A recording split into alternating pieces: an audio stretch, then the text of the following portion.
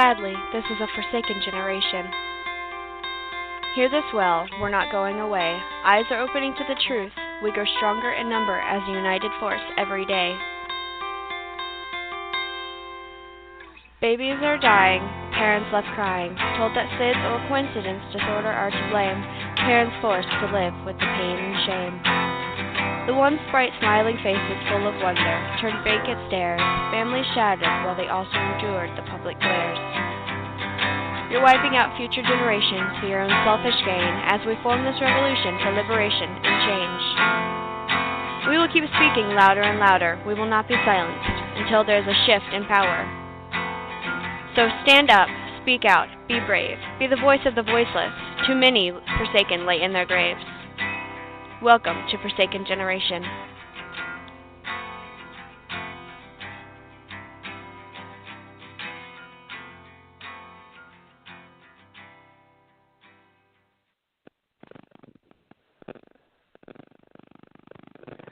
All right, everybody. Welcome to Forsaken Generation Radio Show. I am your host, Lynette Marie Barron.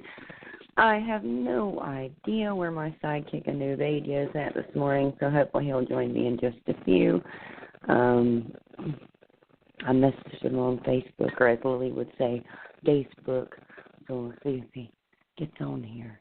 I think sometimes we forget what time it is. I almost kind of missed the show this morning, too, because just life and craziness and the cats kept me up most of the early morning, and I was tired. Not gonna lie. Oh, so this sounds weird for me. I can hear like an echo in this, and I'm in a different area of the house doing the show today. Switched rooms several times. We kind of like played magical rooms. We already got musical rooms this week, and everybody kind of switched rooms up in different ways. So I kind of like it better though. Now I have the master bedroom of the house. I gave my kids the master, but they didn't want it, so I will take it. Now I have access to the kitchen and the bathroom from my room. I'll take that. But anyway, oh my goodness, it's been a crazy week. Oh man, haven't been on Facebook, whatever my daughter Lily says everything would use. Haven't been on there too much this week. So much going on, and life is just kind of a pain in the butt. So sorry, y'all. Trying to get my buddy Anu.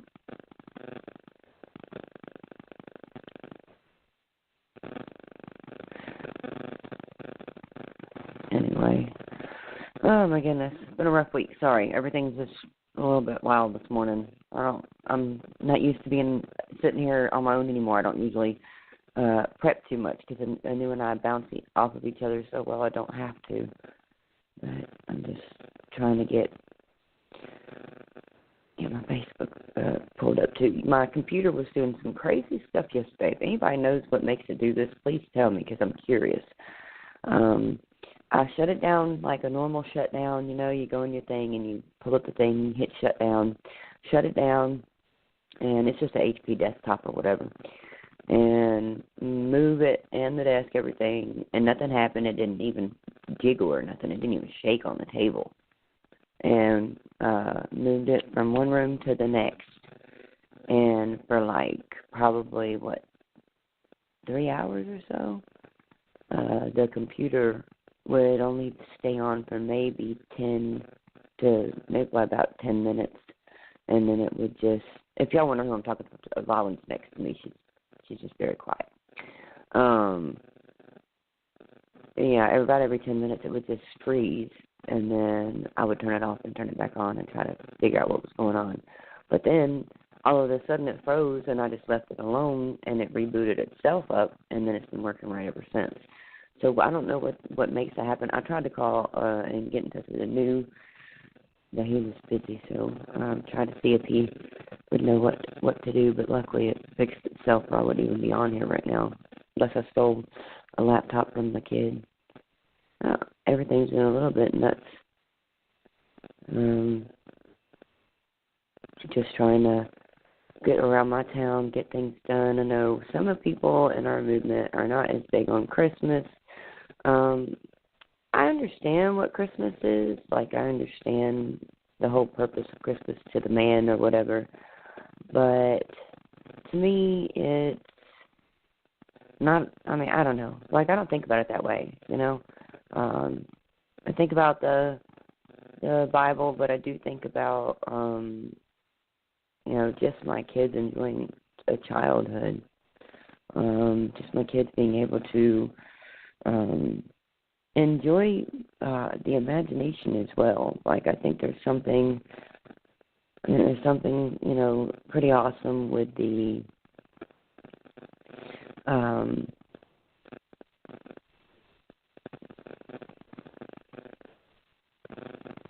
sorry, Lala distracted me. It's been a rough morning, y'all. Anyway. Oh.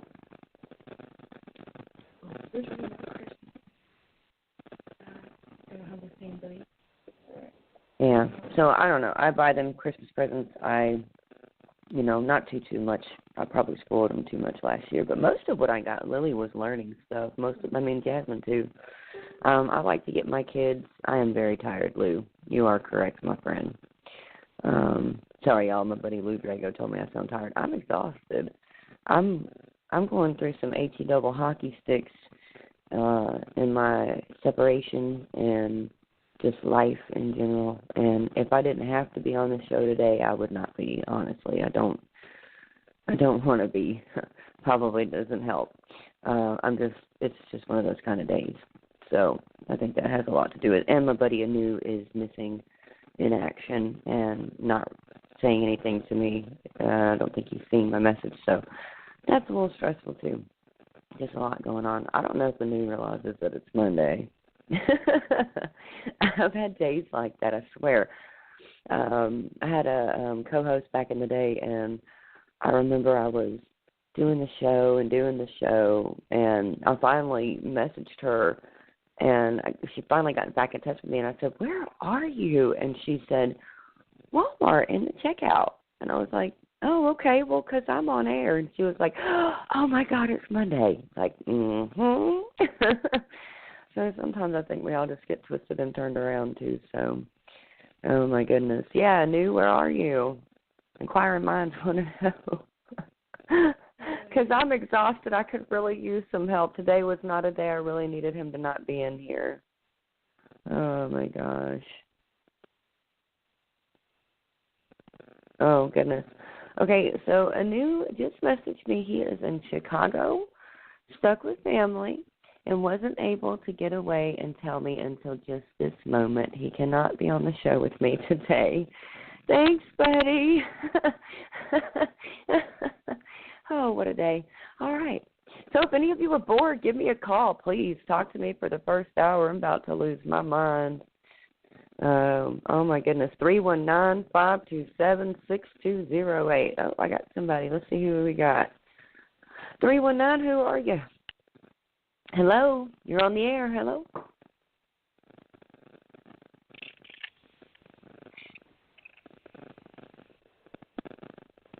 Okay, well, there's somebody in here. And if you can hear me, I put you back in the green room, so to speak, because you're not responding to me. But if you want to be a part of the show, message me.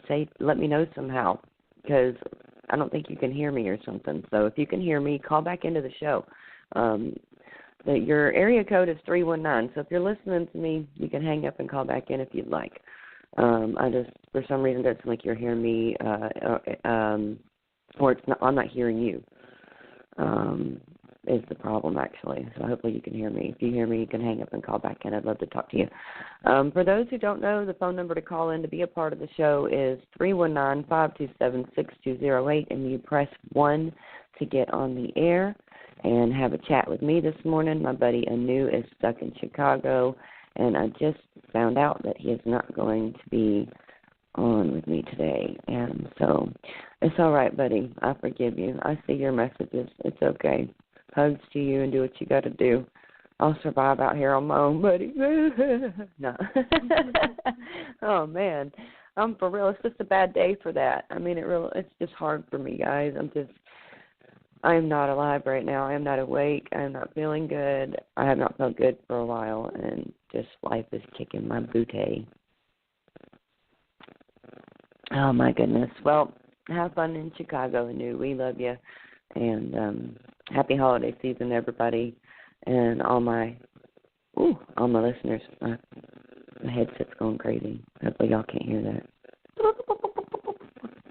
Notifications. All right. I'm going to try to see who this is. Let me see. I'll try you again. Hey, 319. Can you hear me? Do you want to be on the air?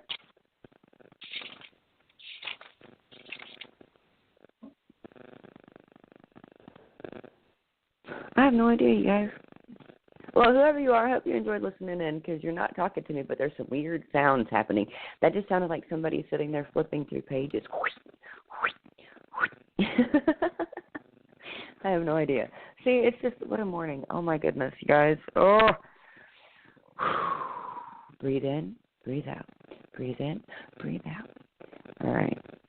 I know that usually I go back and look at our weekly listens, and we have several hundred people who listen to the show, so I don't know how bored all y'all are, if anybody's even still listening.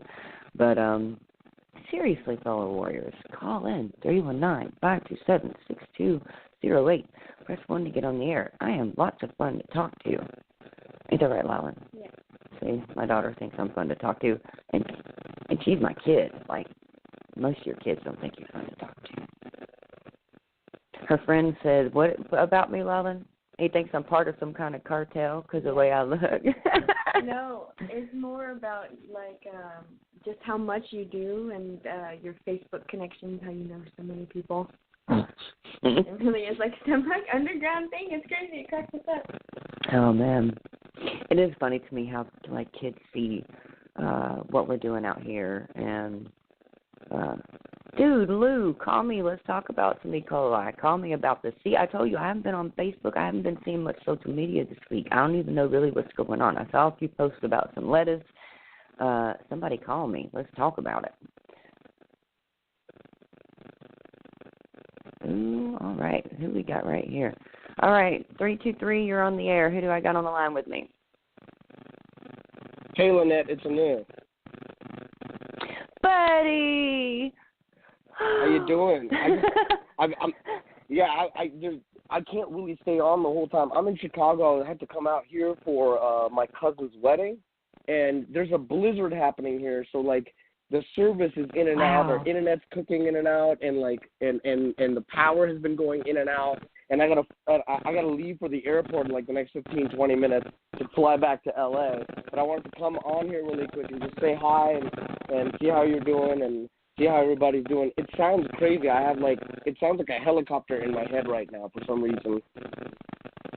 Oh my goodness. Is there something going on with Dude, the that's what it sound? sounded like when I had my first heart attack. I don't know what my computer. If it's coming from my end, I'm not really sure. My computer did some craziness yesterday. I knew. Really? All I did was I shut it down, moved it from one room to the other, and after that, it turned itself off. It froze and kept turning off every 10 minutes after that. And then finally, at some point, instead of me restarting it, it restarted itself after it froze. I just didn't touch it, and it restarted itself, and then it just started working from that point on.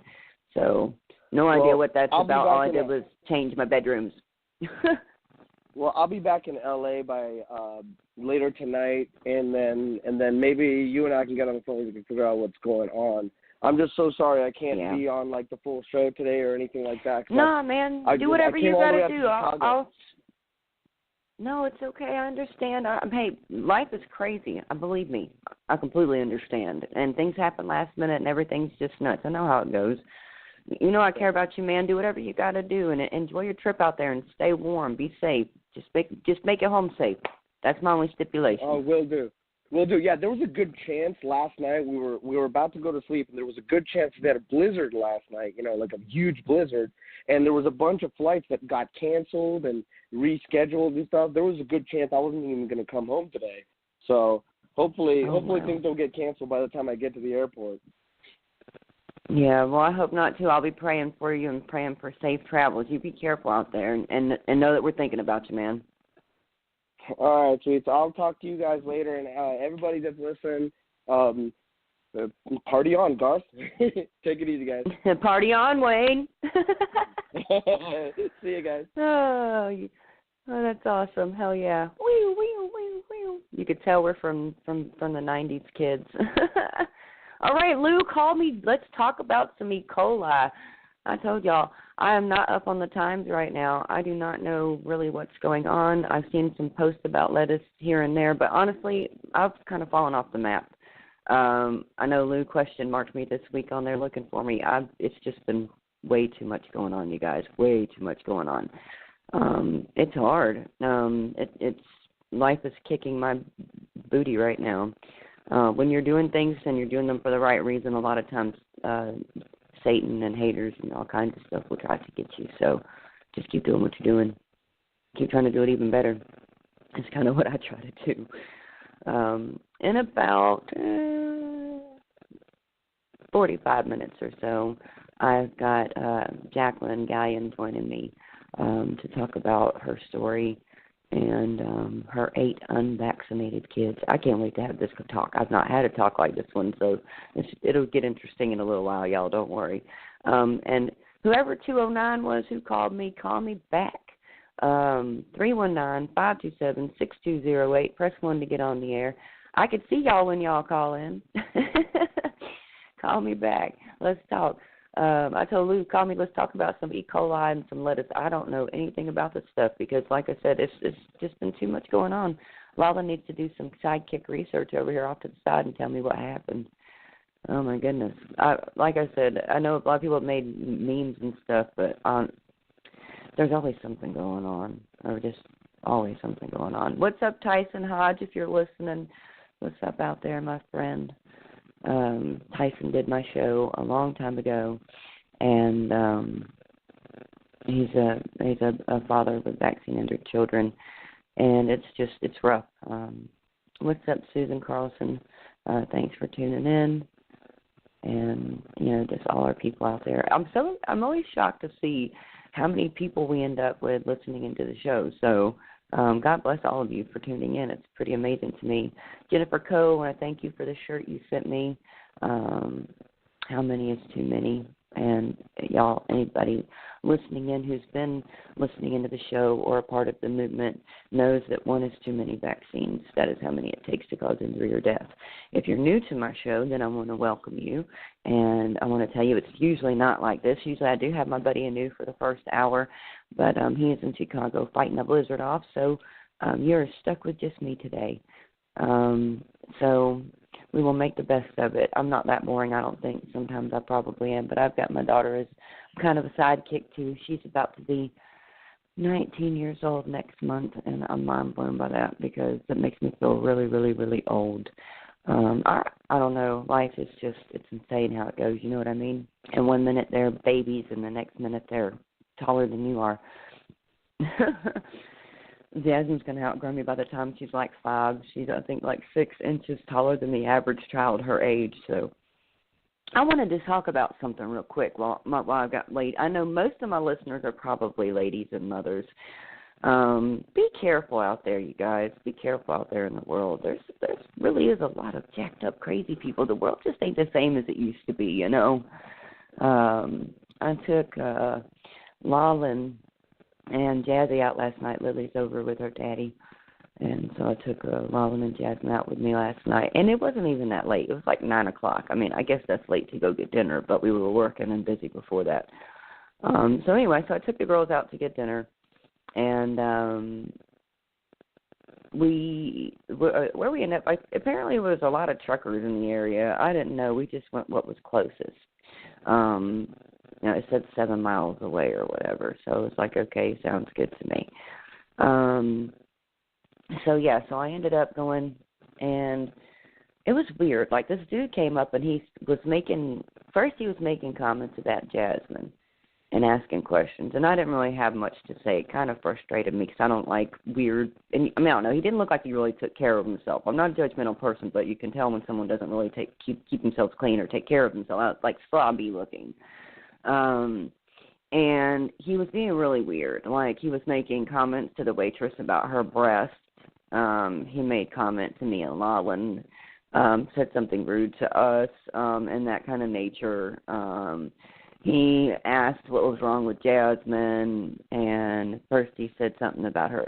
Well, at first he asked her age, and then when I said her age, he was like, oh, my God, she's huge, like, wow, like, blah, blah, blah. And then the more the evening went on, she, like, kind of screams weird sounds and stuff of that nature. And some of the stuff you can understand what she's saying, but she still doesn't sound normal, whatever that is.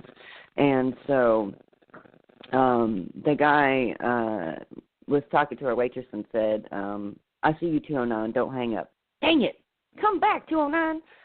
The guy was talking to our waitress and said that my baby had disability, like retarded or whatever, you know, and that pissed me off. I didn't like that either because he was already saying, like, rude sexual things, like harassment type shit to the women in the room, myself, my daughters, the waitress, and there was two dudes in there that were working there, and one of them seemed to say things to the like back at the guy, and the other one just didn't seem to even notice or care. And so when he came up to my table, he got really close to me and my daughter and, like, made this weird hand symbol and said something, and I couldn't make it out. And then he, like, I said, what? And Lowen said something, and he just, like, turned and went back to his table. Well, by this point, I was getting really pissed off. Well, he jumps up and goes to the bathroom. And so we and Lowen told the people that we would just wanted our food to go. We didn't want to eat there anymore. We just wanted to get our food and be able to get out of there as fast as possible. Well, I don't know if he heard this or what the deal was, but then he comes out, says he wants his food to go, and he wants to pay for our entire meal. But I didn't know I didn't know any of that. Like, that's weird to me anyway, because he had been so creepy. And so, anyway, they get our meal ready, and they holler at us that it's ready to be paid for, and I go to walk up there to pay for it. And he, like, jumps up and runs up there and gets in front of me, and butt crack and all hanging out. And, you know, he pays for our meal and I guess his, and he was trying to get them to hurry up with his meal. And that was something he kept saying. He wanted his done when ours was done. He kept trying to get them to hurry up.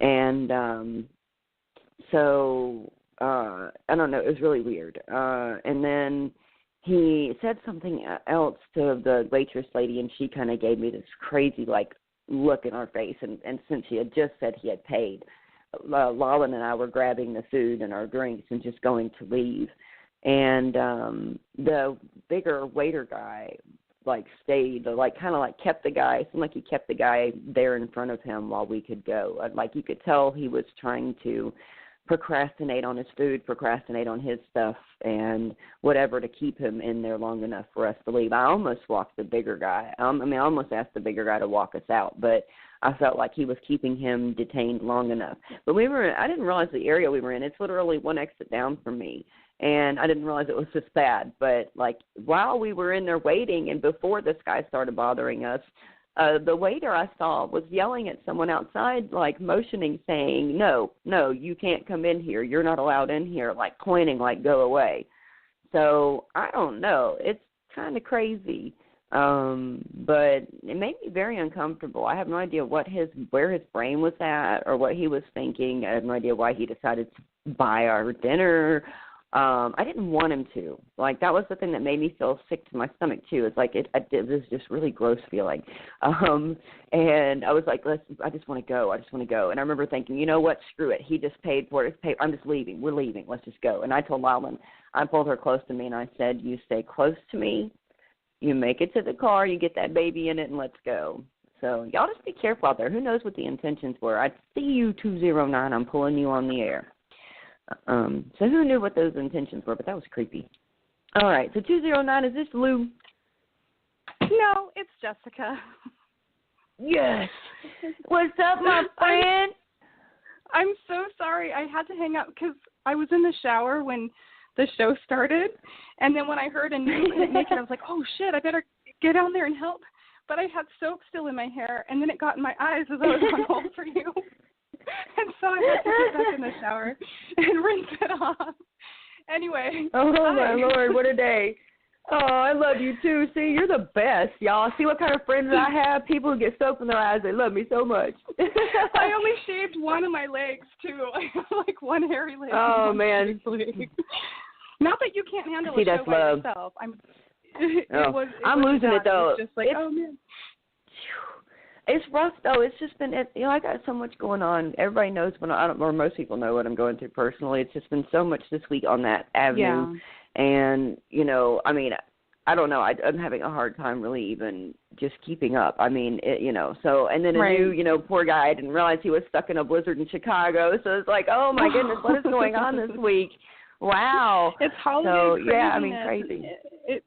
It brings out, well, not just all the busyness, but, all the emotional stuff comes to a head too. I think I notice it when I'm out in the world. I think people are just super on edge. And, this year I've had a completely different approach to how I want to handle Christmas with my kids. It's really made me think about, as they get older, it's easier. You can explain things a little bit better to them about the true meaning of Christmas and things like that. They're 11 and almost 15, and I feel like they can participate now in things where we give back. And so I brought up the idea with them about how about we just give this year and not expect to get a bunch of toys and things. And it's nice as they get older, their lists are a lot shorter. They have like a couple specific things that they wish for, and it's not a bunch of ridiculous plastic crap that is just going to be something I step on for the rest of the year. So I don't know, I've had a different idea. No more Legos.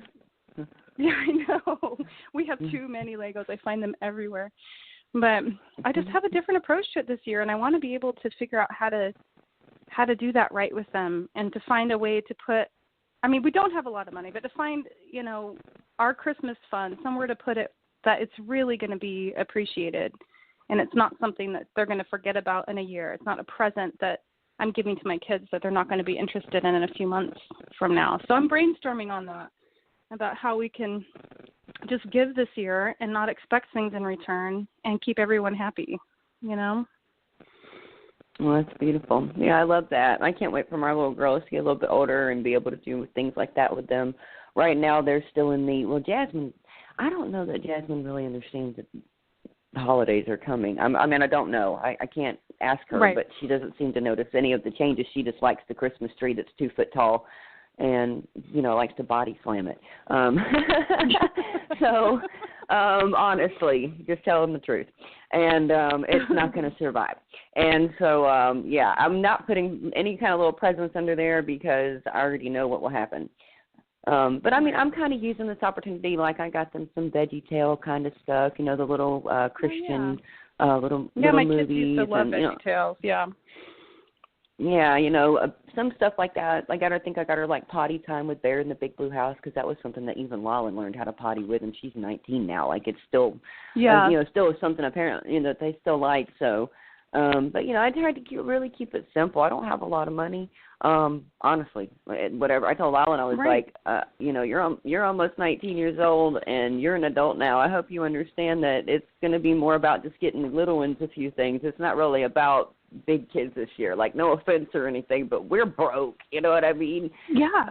Right. And I'm heartbroken. I don't get to wallow. This has been hard for me. It's not like you have a 9 to 5 and you get to go home and you get to cry it out for a minute. I'm going through I've known my husband since I was 13 years old. And there's no wallow. There's no you get to just get it out or heal or whatever. 24/7 we are working just to be able to make enough money to pay the bills we have, and literally hustling on Facebook to afford to live without needing somebody else to help. So I don't think a lot of people think we're just loaded. I remember seeing someone questioning how I afforded to go to ACIP. And I was so stressed out by that because I thought, wow, I barely afforded my rent when I got back. I had to hustle, and if it wasn't for friends, how many bath salts did you have to sell to be able to go? I'm the same way.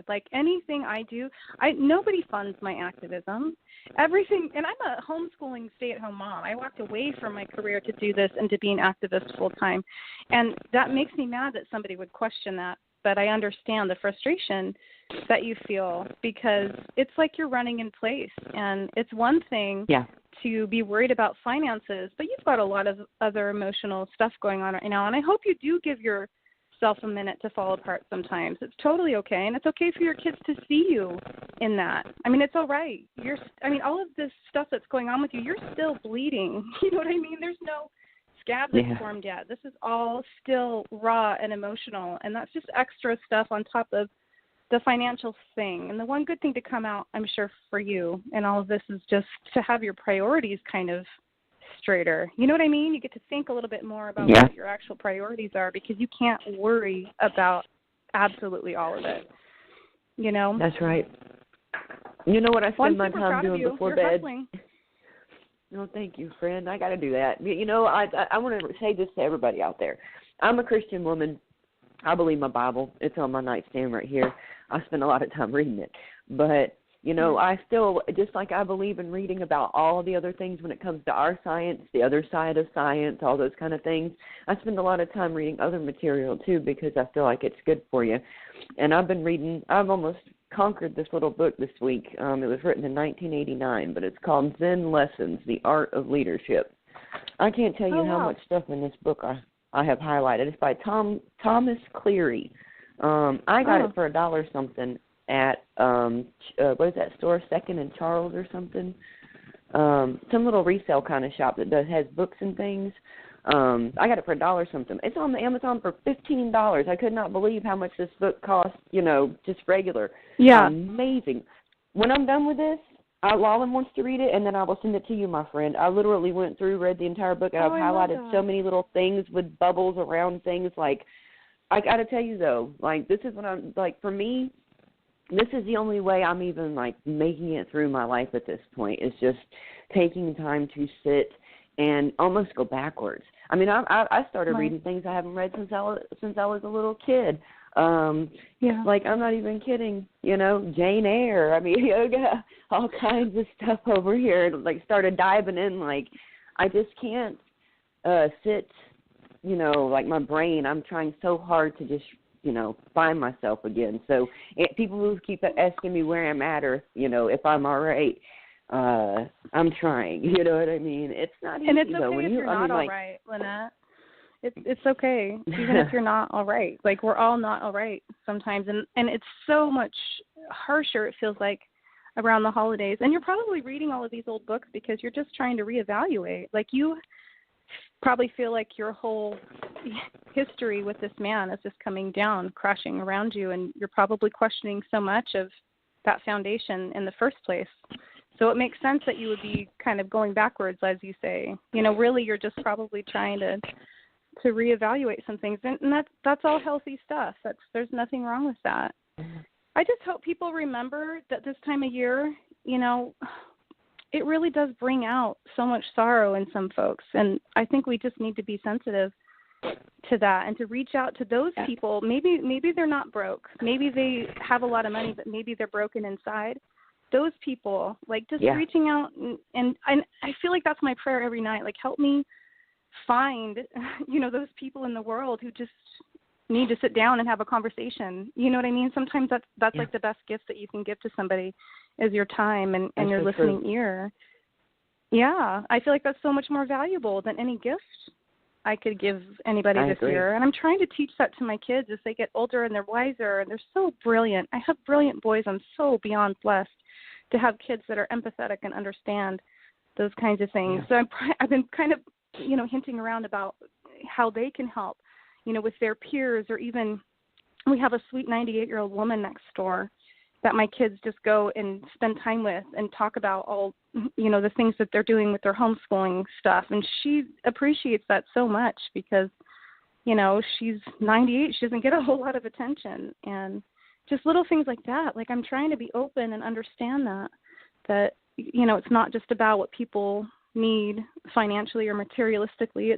Sometimes it's just about helping a wounded soul, you know? Yeah. Oh, believe me, I do know. That's what I guess because I'm there, I spend a lot of my time, you know, I guess trying to help people kind of the same way. There's a lot of people going through the Right. same kind of feeling I'm going through, and it hurts. And I think it helps me sometimes to be able to try to help other people and keep them smiling and making them laugh. And right. it seems to help you're me really smile good at and that. help me laugh. Yeah. Well, thank you. No, that's a rule in our Sunny. Go ahead. I was just going to say, it's funny, like, the way I grew up, most people know, and it's funny because I had to be a comedian. Everybody has their place. And when you grow up with that many people, if you're going to stand out in any way, or if you're going to, there's like 40 to 60 kids at any given moment, but only 4 adults. So if you're getting attention, you're usually getting it because you're being bad. And to me, negative attention is better than none. Bad press is better than no press. Right. Oh my goodness. So I spent most of my life like that, though. Like always, just trying to make them laugh, trying to make them see me, because I didn't want to have to be in trouble to get attention. So I would grab something off the shelf and turn it into a silly commercial, or I don't know. I just did some crazy stuff. And most of the kids, there's a group on the Facebook called Former Residents and Associates of Calvary Children's Home. And it's so funny, when I'll go in there, if I talk to people in there, talk about stories from the past or like things they remember about me. Like I was telling them I'm writing a book about my life, and I was talking about, tell me your favorite, thing that you remember. And, I'd love to, add some of the stuff. And it was so funny because people were just saying some of the craziest things. One girl's like, I wrote a poem about you because I was so upset. This was the day that they brought her and her sister to the home. It was a girl named Heather Quiggle and her sister Hetty. We used to call them, her sister Hetty Quiggle, we called her Quigley Down Under. And but she said, you never knew this, but I wrote a poem about you called Hurricane, because she said I was upset. I was crying in my room, didn't know who any of you were, what was going on. They hadn't seen me yet. I didn't know who they were either. And so she said, you just blew into our room like a hurricane and just started cracking jokes and trying to make us laugh about it, and just like, you need them anyway, and like just trying to say, screw them, we got your back, welcome, but just being silly with it. And they're still on my Facebook. I'm hoping to get to do a reunion with some of these kids I was raised with. But it was just so funny that I didn't even realize. Yeah, I didn't realize it influenced her so much that day that it made her day that much easier. But she said, I'll have to send you this poem so you can read it. Yeah, it's so great to get that feedback from people, especially because I'm sure that a lot of those kids that you lived with are having some of the worst times of their life, and the fact that you were kind of a place for them. It's so neat to get that feedback from people years and years later. That's great. And I want to talk about your book. Are you working on it? Do we get to read it soon? Yeah, I'm trying. My daughter's actually, okay, see, here's the problem. I don't have a writer's mind really anymore. Like, it's hard for me to write where it sounds like, I don't know, I think I say, I remember too much. Like, it's hard for me to write it. And my daughter is a writer. I know a lot of people have seen her writing for writer. things. Lynette is, she is such a good poet. So I think the way we're kind of doing things is I'm writing it, and then she's going in and she's editing it. Like, she's helping me make it sound more. She's going to zhuzh it up a little bit. Yes.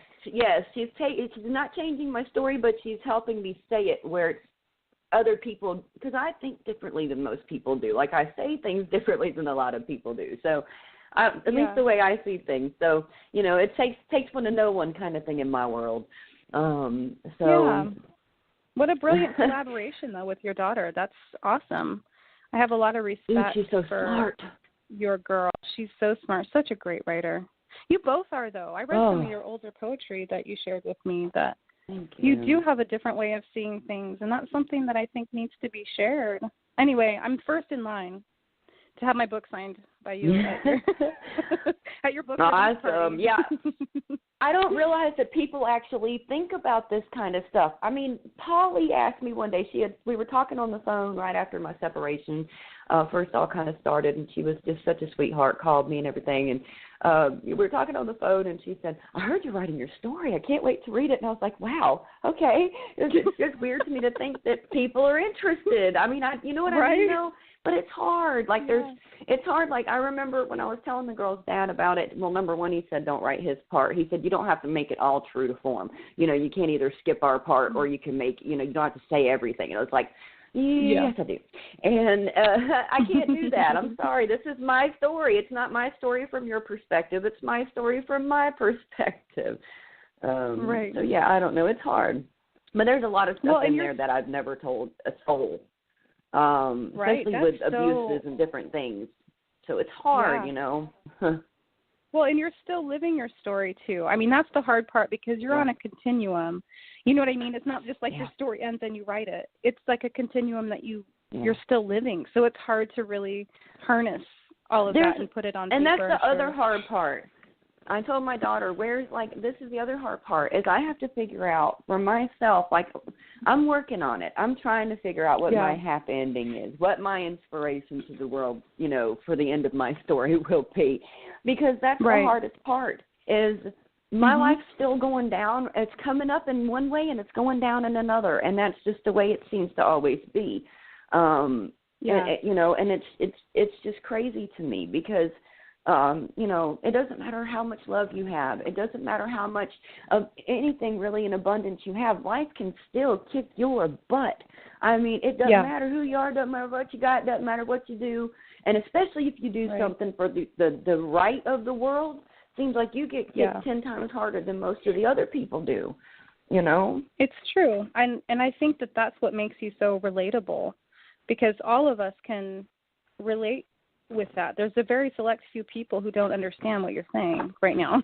You know what I mean? Most people understand the ups and downs and how it's constantly a trade-off, for the good and the bad and the hard times and the good times. I mean, that's, I think, what we're all kind of up against, and even more so right now because we're in the trenches. As warriors and people involved in this movement, we are down in the trenches, and we're seeing blood and guts and horrible things. And so it's hard to write your story from, being on the other side of it, because we're not on the other side of it. You know what I mean? Right. I feel like we're not quite there yet, but I think that you have so much to share. I can't wait to read about. I mean, people don't even know this about you, that you lived in a group home for most of your childhood, and all of the experiences, how ugly some of them must have been, but how some of them are pretty entertaining too, I'm sure, I believe it. The twins that I grew up with, Misty and Christy, there's a lot of stories about them. I called them Musty and Crusty. Like, we had some times, y'all. They know I love them. They know I love them. I mean, but it's just so funny. Like, it's a different kind of life. And, you don't expect, nobody knows what life's going to hand you. Nobody knows what it's going to be like. I mean, my mom called the cops when I was 4 years old and had them come get me and Chris. I mean, a lot of those kids, they'd be there for 2 years. Their families would get their life together, and they'd come back and they'd pick them up. And for us, they just didn't come back. And, I mean, that's even harder because then you feel like all these other kids are better than you. I mean, when you're a kid, it's just how it felt. It's like, what makes you so much more worthy that yours came back and mine didn't? You know what I mean? No, I fully understand that. I would feel the same way. Do you have contact with your parents? No. Or who could love you if your own mother couldn't? I went through that for a long time. It took me a long time to get over that and realize I was worthy of it, and it wasn't something wrong with me. It was something wrong with her. That took a long time. Right. That's a huge lesson. And some people don't ever, process that fully. You've come through so much. Yeah. I'm just super proud of you. Thank you, friend. Thank you. It's crazy, but you know what? That's what I think. All those little battles prepared me for the war that we're in right now. And it made me so strong that I'm not afraid to go in the lion's den. I'm not kidding with you. Going into the CDC and talking to those people is the same for me as walking into the church and talking to the preacher after getting in trouble for talking. I mean, You know, all the little things. I'm not kidding, though. I stayed in trouble.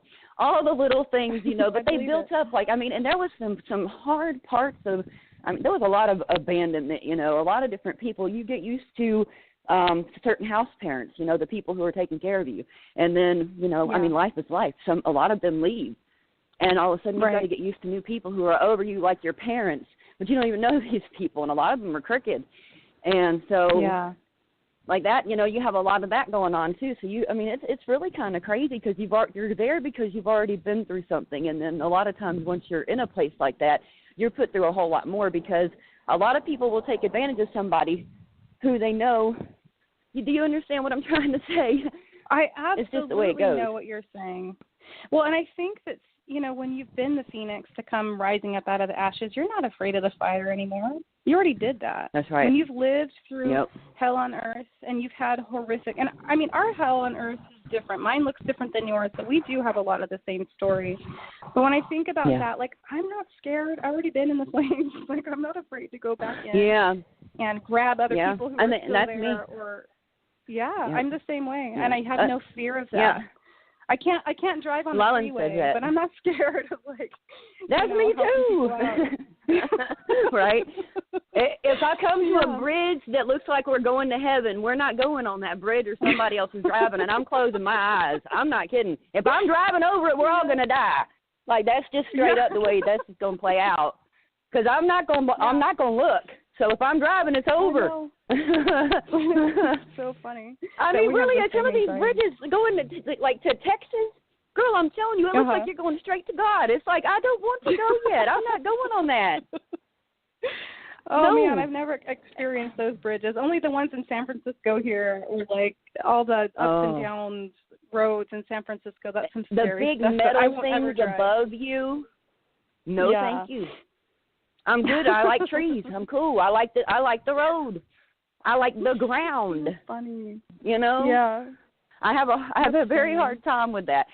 I made their dad so angry on road trips because of that. He'd be like, just let me sleep for an hour. Please drive. And I'll start driving, and, of course, it'll be right when you get to something like that. And I'll be like, oh, my God, we're all going to die. Oh, my God. He's like, just get off the highway. You wake somebody up like that? It's like, my bad. I know, that's me, I'm sorry. I panicked. Anytime I think about going on the freeway, I'm just sure we're going to die. And then I go through the whole thing in my head, like, if the kids are in the car and I kill the kids. I mean, the whole thing is completely blown out of proportion until I'm just like a pulsating tile on the floor and I can't handle life. Like, it's so scary for me. And I've only been driving for the last 5 years. Like, I'm a new driver. And so I guess it took me 36 years, 20 years to get over my driving fear, I guess. I guess it's okay. I started at age 22. Did you? Yeah, don't be a late bloomer like us. Yeah, I started at age 22, and I only started because I had to. Right. Yeah, for Sawyer, he's 15, and I just don't want him to have that same fear. You always worry that your kids are going to, somehow your fear and your anxieties and all your issues are going to transfer onto your children. But he's flown an airplane twice before he's even driven a car. Like, he does not have the fear. And so I'm so grateful that he's not going to have to go through all that anxiety that I did. So Don't even get me started on airplanes. I know, right? That's usually the fear. Everybody's like, are you coming to... Yes, everybody's like, are you coming to Cal Jam? I'm like, well, I'd like to, but... I'll be driving in and see you in a few weeks. I'm like the dude from the A-Team. Like, give me something, knock me out, put me on the plane. That's me. Then I'm good. Don't make me up till we get there. I'm going to go in straight panic mode, and everyone on that plane is going to think we're all going to die. No, that's how it is. I'm not good at this. A lot of people are the same way. A lot of anxiety surrounding flying. See, and this is how y'all really need to understand that as activists who get out and go do all this stuff are really because we care.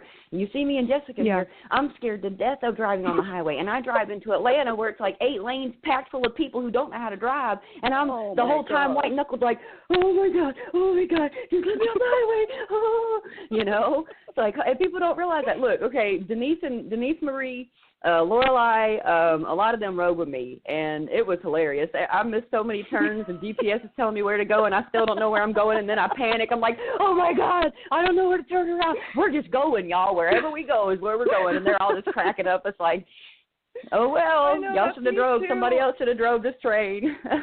Oh, my gosh. I get so nervous when other people are in the car because I always want to act cool. Like, I don't want people to know, like, how absolutely terrified I am of actually driving. I'll be all armpit sweaty and, like, drenched by the time we get to our destination, you know. I got a Buddha, a little statue of Jesus. I got a treasure trove. I got crystals. I got a rabbit's foot. I got a wishbone. My car is loaded. It is ready. That's how I travel. I'm not kidding. They were laughing. Like, my whole dash is full of this kind of stuff. It's like, I'm not playing. If I'm going down, y'all are going to know. They're going to think I'm Catholic. They're going to think I'm Catholic and call a priest because I got on my warrior, like all my little symbols, my protectors. And I'm telling you, I told Alan, if I'm going to get in a wreck, they're going to call a priest, and I'm going to be, like, trying to figure it out. Northeast, Southwest, how do you do this thing? You're hilarious. Oh, my gosh, you cracked me up. Oh, my goodness. Yeah, well, Alan told me I'm in the wrong line of work. She keeps telling me I should have been a comedian. I was like, I wonder if they're activist or a comedian. This could be a good thing. You know what? I think you should start that. We'll just find you a venue and give you a microphone and put you up on stage. I'd be entertained for hours. Oh, my goodness.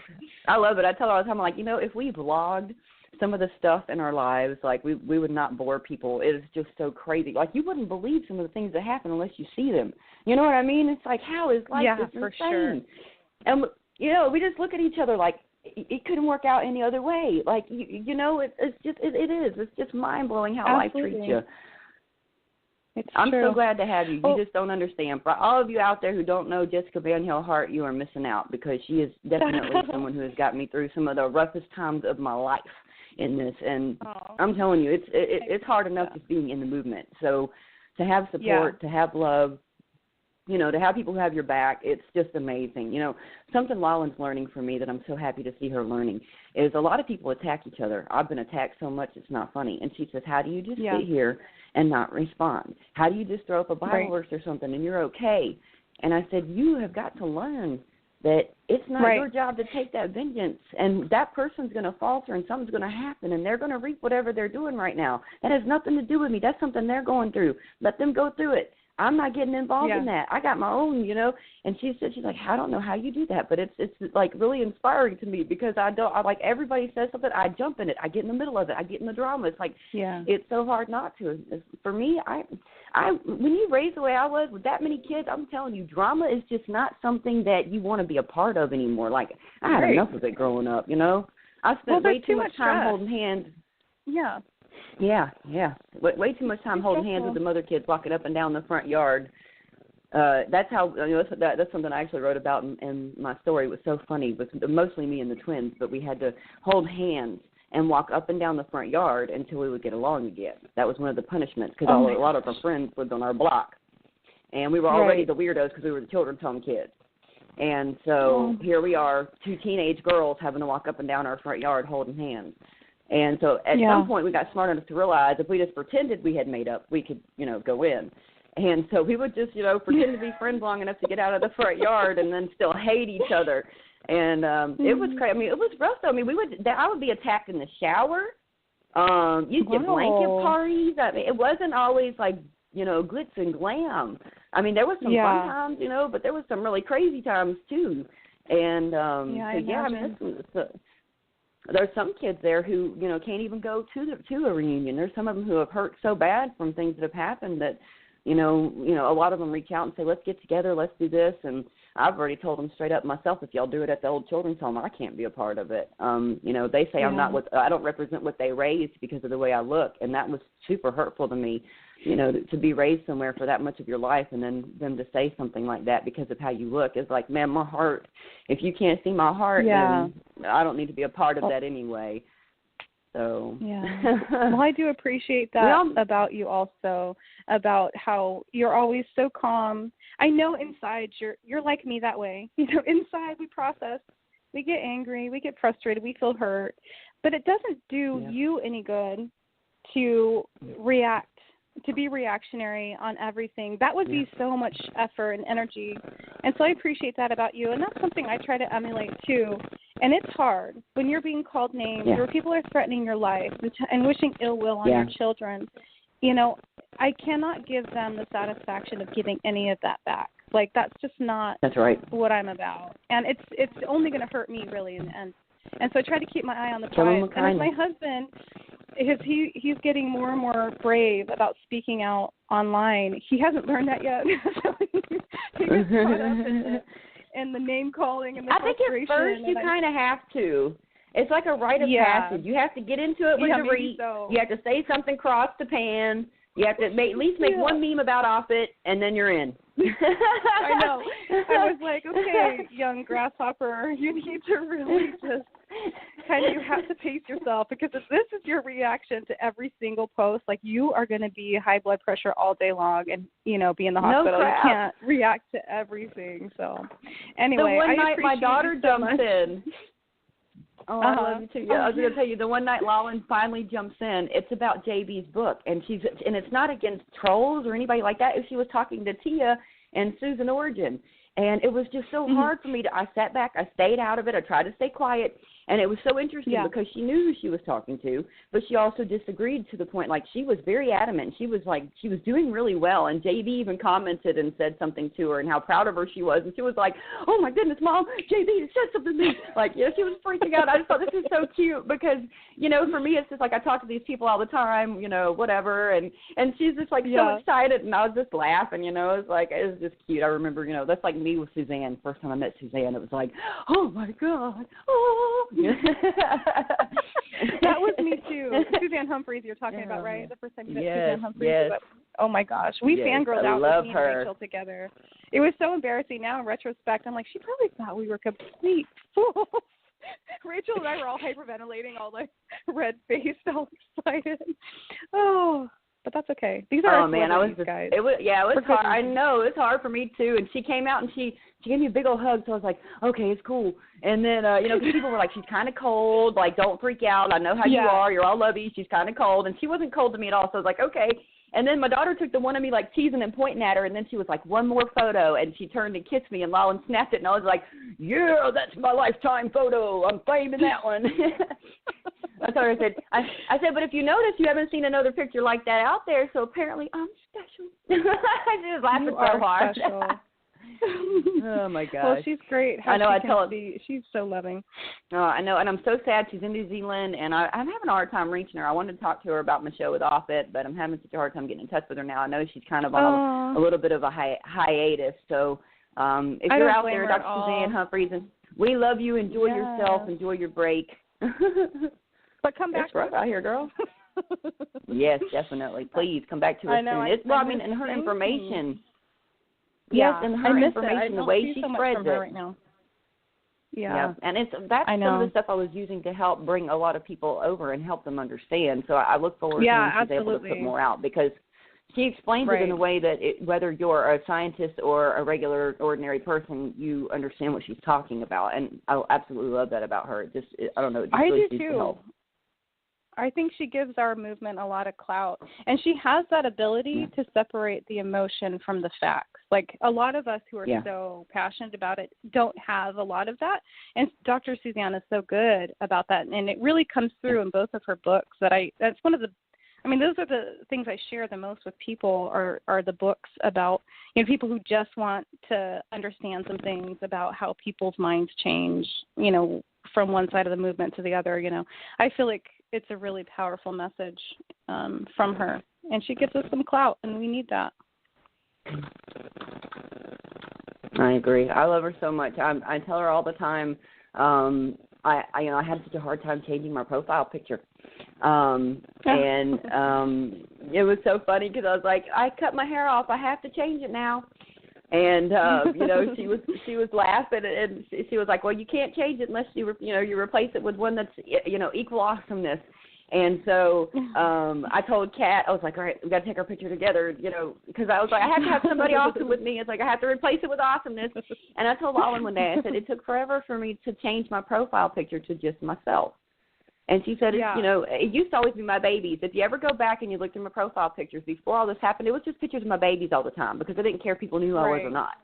But at this point, like for me, I want people to find me. I want them to be able to find my show. I want them to be able to, find a stray sip, like all those things. So, but it felt weird to feel like I was somebody enough that I could be in my picture alone. That's so funny to me that does that sound weird to you? Like, it was so funny to me, like a realization, like, Lynette, you can stand on your own. You know what I mean? Like, you're okay, girl. No, I think it's great. It's a testament to the metamorphosis that you've gone through in all of this. You know, you can stand alone.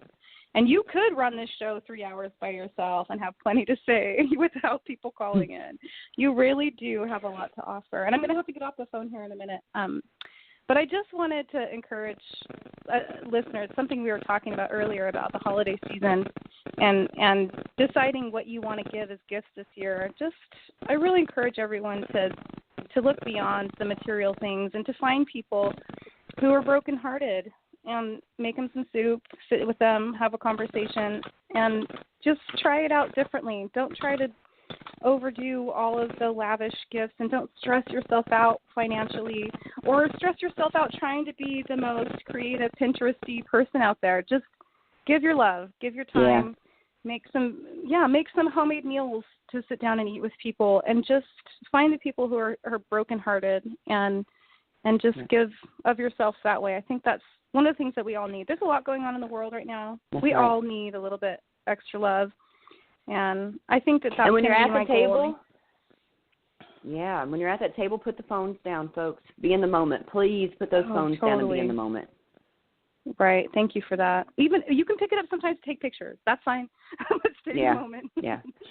No, be in the moment. Now, I'll tell everybody, I'm going to say this real quick, and then I got to jump to a commercial break and bring my guest on for the day. But I just want to say this real quick. That was something that hurt me a little bit at ACIP, and I got on to everybody for it, and they know I did, was every time I'd look around the tables, we were all together, or any time we would all be sitting at breakfast or wherever we were, every time I kept mine in my purse. Like y'all saw, I didn't post one video or one photo that didn't come from somebody else because I wanted to be there with them in the moment. And so it's so hard for me because every time I'd, just sitting there by myself staring at everybody, they all had their head down on their phones, and it was like, come on, guys, we're all here together. Let's be together. So I hope everybody kind of this holiday season just tries to be more in the moment. Don't let technology take over your lives. I mean, I know it's fun to take pictures of your cranberry sauce, but it'll still be there next time. You know what I mean? Live in the moment. No, and I think I did take pictures of my cranberry sauce because I made it from scratch. I was really proud of it. But dinner and dessert in one can. That's right. That's what I ate by myself that day, girl. That's all I had. Oh my gosh! I wish you were my neighbor. That's what I feel that way like all the time. I wish Lynette was my neighbor. Anyway, I'm getting it off the phone. I know you guys get to commercial, but I love you, my friend. And I love you. I love you. Appreciate all you do. Thank you for calling in today. All right, I will talk to you have a soon. good rest I love of your you. Show. Okay. All bye-bye. right, buddy. We'll talk to you later. Bye. That was Jessica Van Hillhart, everybody. I love her so much. She is definitely one of the people in this movement I look up to, and I just holds a big chunk of my heart. We're going to go to a quick commercial break, everybody, so just hold on. We've got to help Freedomizer pay these bills. Hello, everyone. I'd like to talk to you about our newest sponsor, Misty'sGardens.com. Now, this is a contraption where you can grow food in your apartment, in a small patio, or if you're like me and you absolutely suck at gardening, this makes life a lot easier. It is a vertical tower garden. We can grow over 20 things at once in a small, compacted area. Good health starts with good habits, like eating wholesome foods. And with tower gardens, you can easily grow your own fresh, nutrient-rich food virtually anywhere, year-round, without soil. So, Misty'sGardens.com, have a look at it, check it out, buy it, plant, and like it. Misty'sGardens.com. You're an activist. You have a cause and an idea, but you also have lots of questions. You need help. After all, teams have coaches, corporations have consultants, and even politicians have campaign managers. But who do activists turn to? The Solutions Institute. We are a collection of professionals and activists from across the political spectrum. Our goal is to teach, motivate, and put all the necessary tools for activism in your hands without charge. Learn more or submit your project at solutions-institute.org. Vaccines are required for students, employees, immigrants, military members, and international travel. Do you know how to legally avoid them? This is vaccine rights attorney and Freedomizer radio host Alan Phillips. My vaccine exemption ebook can help you avoid the mistakes that have cost others their exemption rights. Get the authoritative guide to vaccine legal exemptions an ebook available at freedomizerradio.com and vaccinerights.com. Let freedom ring throughout the land. Get ready for the epic new documentary adventure ride of your life. Shade the Motion Picture. A view into the globalist domain and embellish Burma's film. Nothing in this world works the way you think it does. Nothing. Governments do not operate the way you think they do. Banks do not do what you think they do. The police department is not here for what you think it is. Nothing in your world works the way you think it does. We have to let them know that their world government has been identified, and they thought they'd include the world economy to bring in a worldwide police state, but instead it's going to bring them down. You have to stand up, speak up, speak out. Shade the Motion Picture. Order your copy of the DVD today at shadethemotionpicture.com. All right, everybody. You are listening to Forsaken Generation Radio Show. I am your host, Lynette Marie Barron. The first hour, I had Jessica Van Hill Hart join me because my buddy Anu is stuck in a blizzard in Chicago and could not be a part of the show today. But now I'd like to welcome my main guest, Miss Jaclyn Gallion. Jaclyn, can you hear me? Yeah, I can hear you. Can you hear me? Yes, ma'am. Welcome to the show. Hey, I'm happy to be here. Yes, ma'am. Well, I am one of the lucky people who has actually got to meet you in person, and I will say you are one little spitfire. Thank you. Well, I am a mom of 8, so I have to be a little bit, right? Oh, yeah. I've got 5. I can't imagine adding 3 more to that. Yeah, it's crazy. So, wow. Well, so hey, you want me to tell you a little bit about me? Yes, I was going to ask you. I'd like to actually know a lot more about you because you have a unique story. I've been doing my show next month will be 2 years, and I have rarely been able to talk to somebody who has unvaccinated children. So, I'd love to learn more about you. I'd love to learn more about your family. I'd definitely love to learn how in the world you have been awake for so long. So girl, go ahead, jump on in. I'm gonna be quiet and listen. Okay. Let's see. So, born and raised in Washington State. I met my husband in high school. He had just graduated, and I was going into my senior year. About 6 months out of high school, I found out that we were going to be parents, and that is absolutely terrifying for an 18-year-old. I cried the entire 9 months, but my family is very, very pro-life, so abortion was not even an option. And I didn't know anything about vaccines at the time. I didn't really know anything. You're an 18-year-old kid. You think you know everything, but you know nothing. And Right. I delivered it. We have this baby. I finally delivered my baby. It was 9 pounds, 12 ounces. And before that, I guess I should say, I never wanted to be a mom. I was like, nope, I don't want any kids. Never going to do this. They put this giant toddler-sized baby in my arms, and that was it. Like, I was just head over heels in love, and I just thought this was the greatest thing God ever could have given me, and it was this precious baby. And when he was about 11 hours old, the nurse came in and said, well, it's time for his shots. It's time for his shots. And she's this little short, chubby gal with curly hair. My dad happened to be in the room, sitting in the couch next to my bed, and I said, what do you mean? What do you mean shots? Like, only healthy babies get shots. And she was like, nope, he has to have these. And I was like, no, you're not giving my baby these shots. So she got really mad, and she ended up storming me out of my room. And I looked at my dad, and I thought, that was such a crazy reaction from someone. Why would she get so angry that I don't want to give him these shots? And my dad was clueless too, so he didn't know.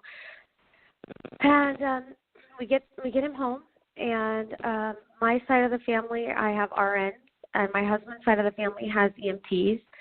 And so both sides were like, if you don't get him vaccinated, he's going to die. He needs these shots to live.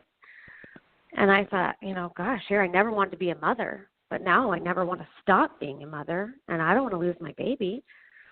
So at about he was about 3 weeks old in September of 2001, and I made his first appointment for his first round of vaccines. It was for a Monday morning at 8 a.m.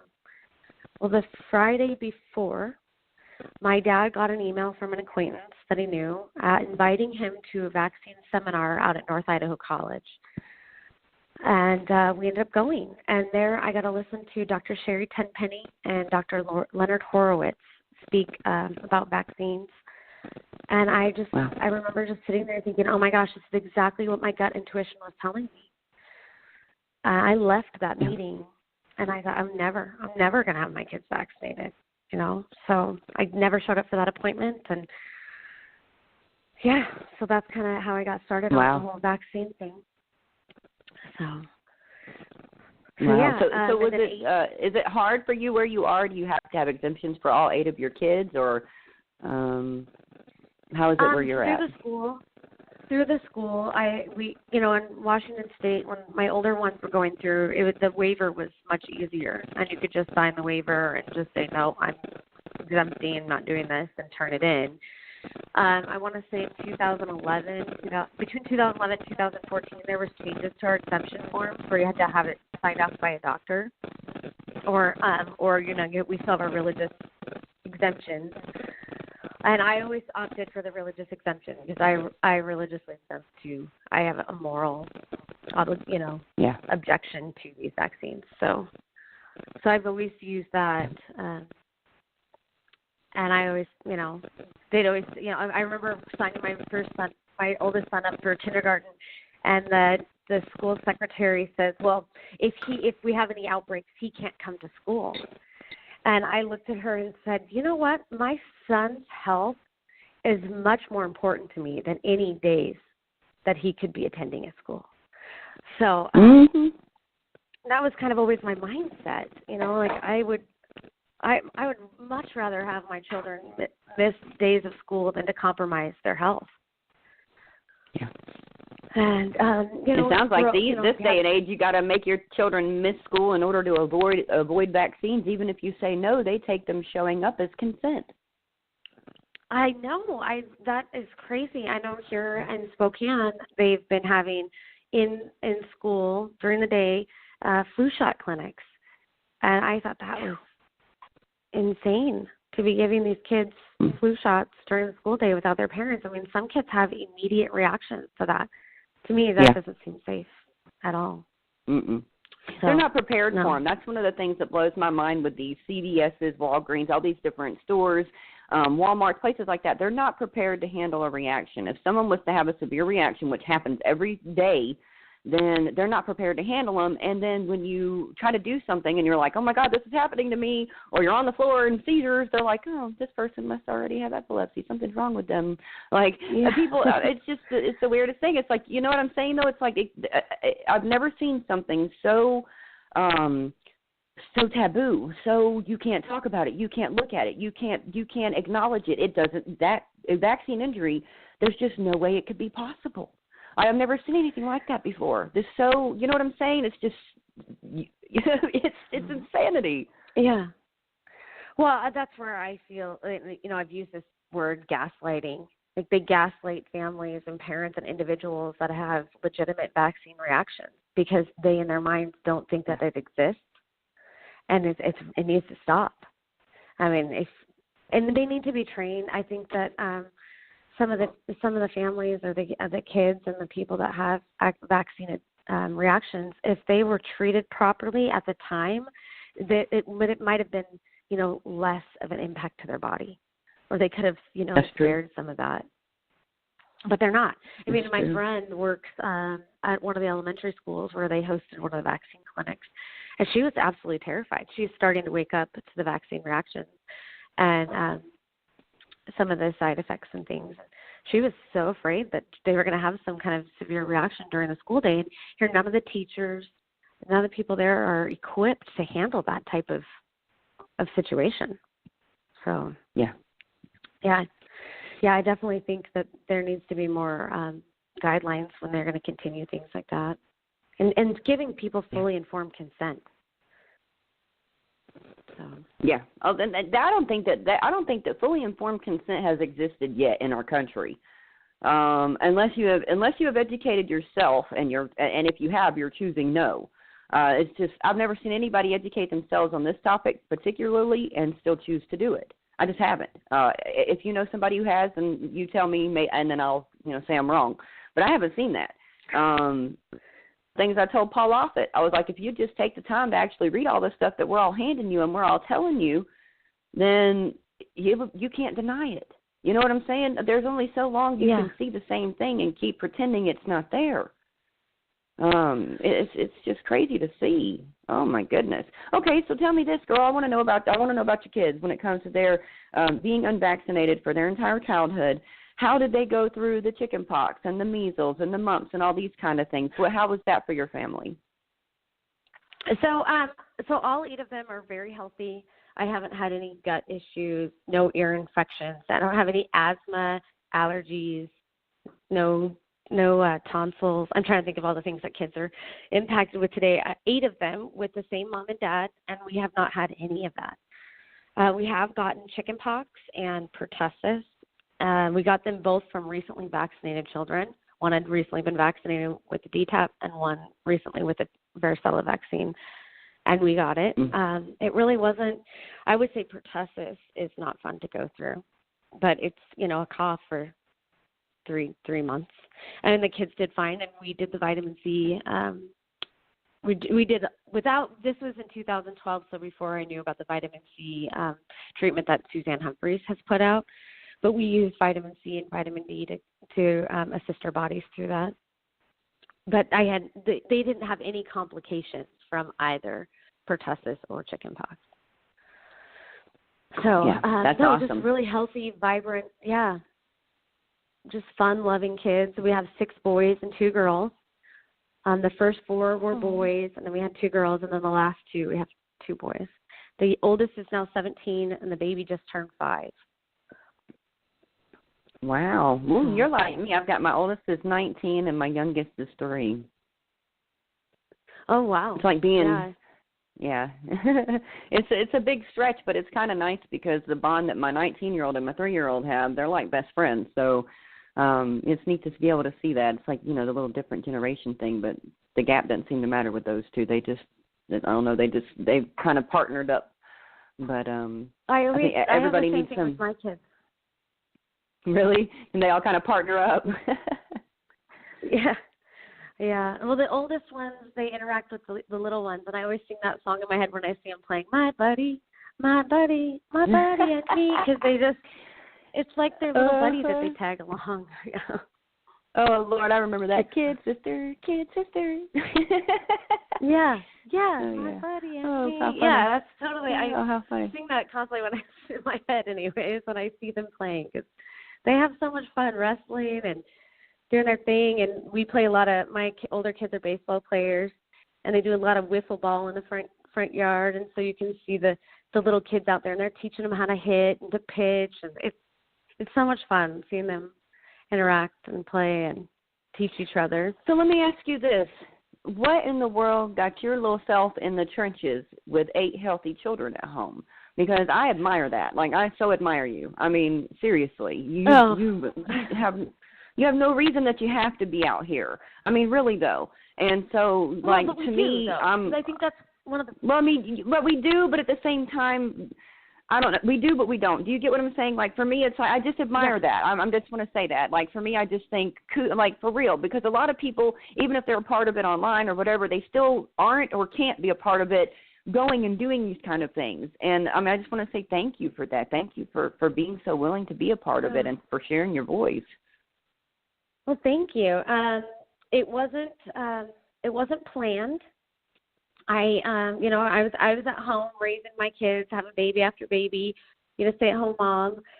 I've always been outspoken about vaccines, just around, people around us. I didn't really know anyone that didn't vaccinate. It was just pretty much us, and everyone looked at us like we were crazy. And on top of that, we had 8 kids, and so we definitely don't fit in with society. And it was really lonely for many years. And then January of 2017, Spokane had a mumps outbreak, and my son's high school had 2 cases. And so they sent a letter saying that your child can't come to school from January 24th, and then the return date was February 7th. And I thought, oh, my gosh, I'm looking at the calendar. My son is a baseball player for 10 years. He had been saying, like, when I get to high school, Mom, I'm gonna work really hard, and I'm going to make the varsity team as a freshman. I'm going to be a varsity baseball player as a freshman in high school. And I thought, you're gonna do it, son. And then I'm looking at this calendar, and I thought, oh my gosh, if this mumps outbreak continues, they're gonna take that away from my son. So that I'm not gonna sit back and watch them strip that away from my child. What kind of emotional and psychological impact is that going to have on my kid? I mean, I would have paid money to have someone expose my son to mumps, because I just wanted to, get it over with and he could go back to school. Yeah. Went and had his titers drawn. He didn't have any titers for mumps, for measles, but he did for chickenpox. So I go down to my principal, and I'm like, I show up at the school, and I'm like, you can't do this to him. You can't do this to these kids. This is wrong. And the principal's like, well, I'm sorry, it's out of our hands. It's the health department. You're going to have to go there. And then he's like, and the only other people that can help you besides that are your elected officials. And I didn't know anything about politics. I didn't vote before this. I knew nothing. I didn't know we had a city council elected. I'm like thinking, what? What do you mean elected officials? Like, you want me to go where and do what? And and I found them. I went and found my 2 state legislators and my senator, and I told them what was going on and how my son just wants to play baseball, and I went through all the mumps thing and the MMR vaccine with them, and they sat down and heard me, and so they kind of got me connected with other people that were in the community, and then those people guided me down to the health department, and then I found out that the health department once a month has a board meeting with other elected officials, and they have a public comment time where each person is allowed 3 minutes to talk. And so we went down. I started going down there. My first Board of Health meeting happened to be February 23rd. My son got back into school February 19th or something, because they extended the exclusion. So he made it back into school. So the really crummy thing for my son at his school, and I think most schools in Spokane County, was that when the kids were excluded in January, they were denied their finals for the semester before. And then they go back into school, and they're a month behind in their second semester.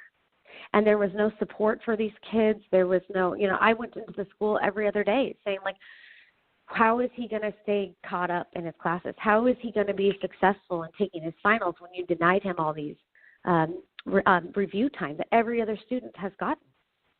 And they had no answer for me, none. I was calling my district office. I couldn't get through the superintendents. I mean, everyone just kind of blew it off like, it is what it is. Sorry, our hands are tied. The teachers aren't required to educate your child through this because it's not in their contract. I mean, what? And wouldn't you just do the right thing for the kid? Isn't that why you're here? No crap. It was so maddening. And so I started speaking out.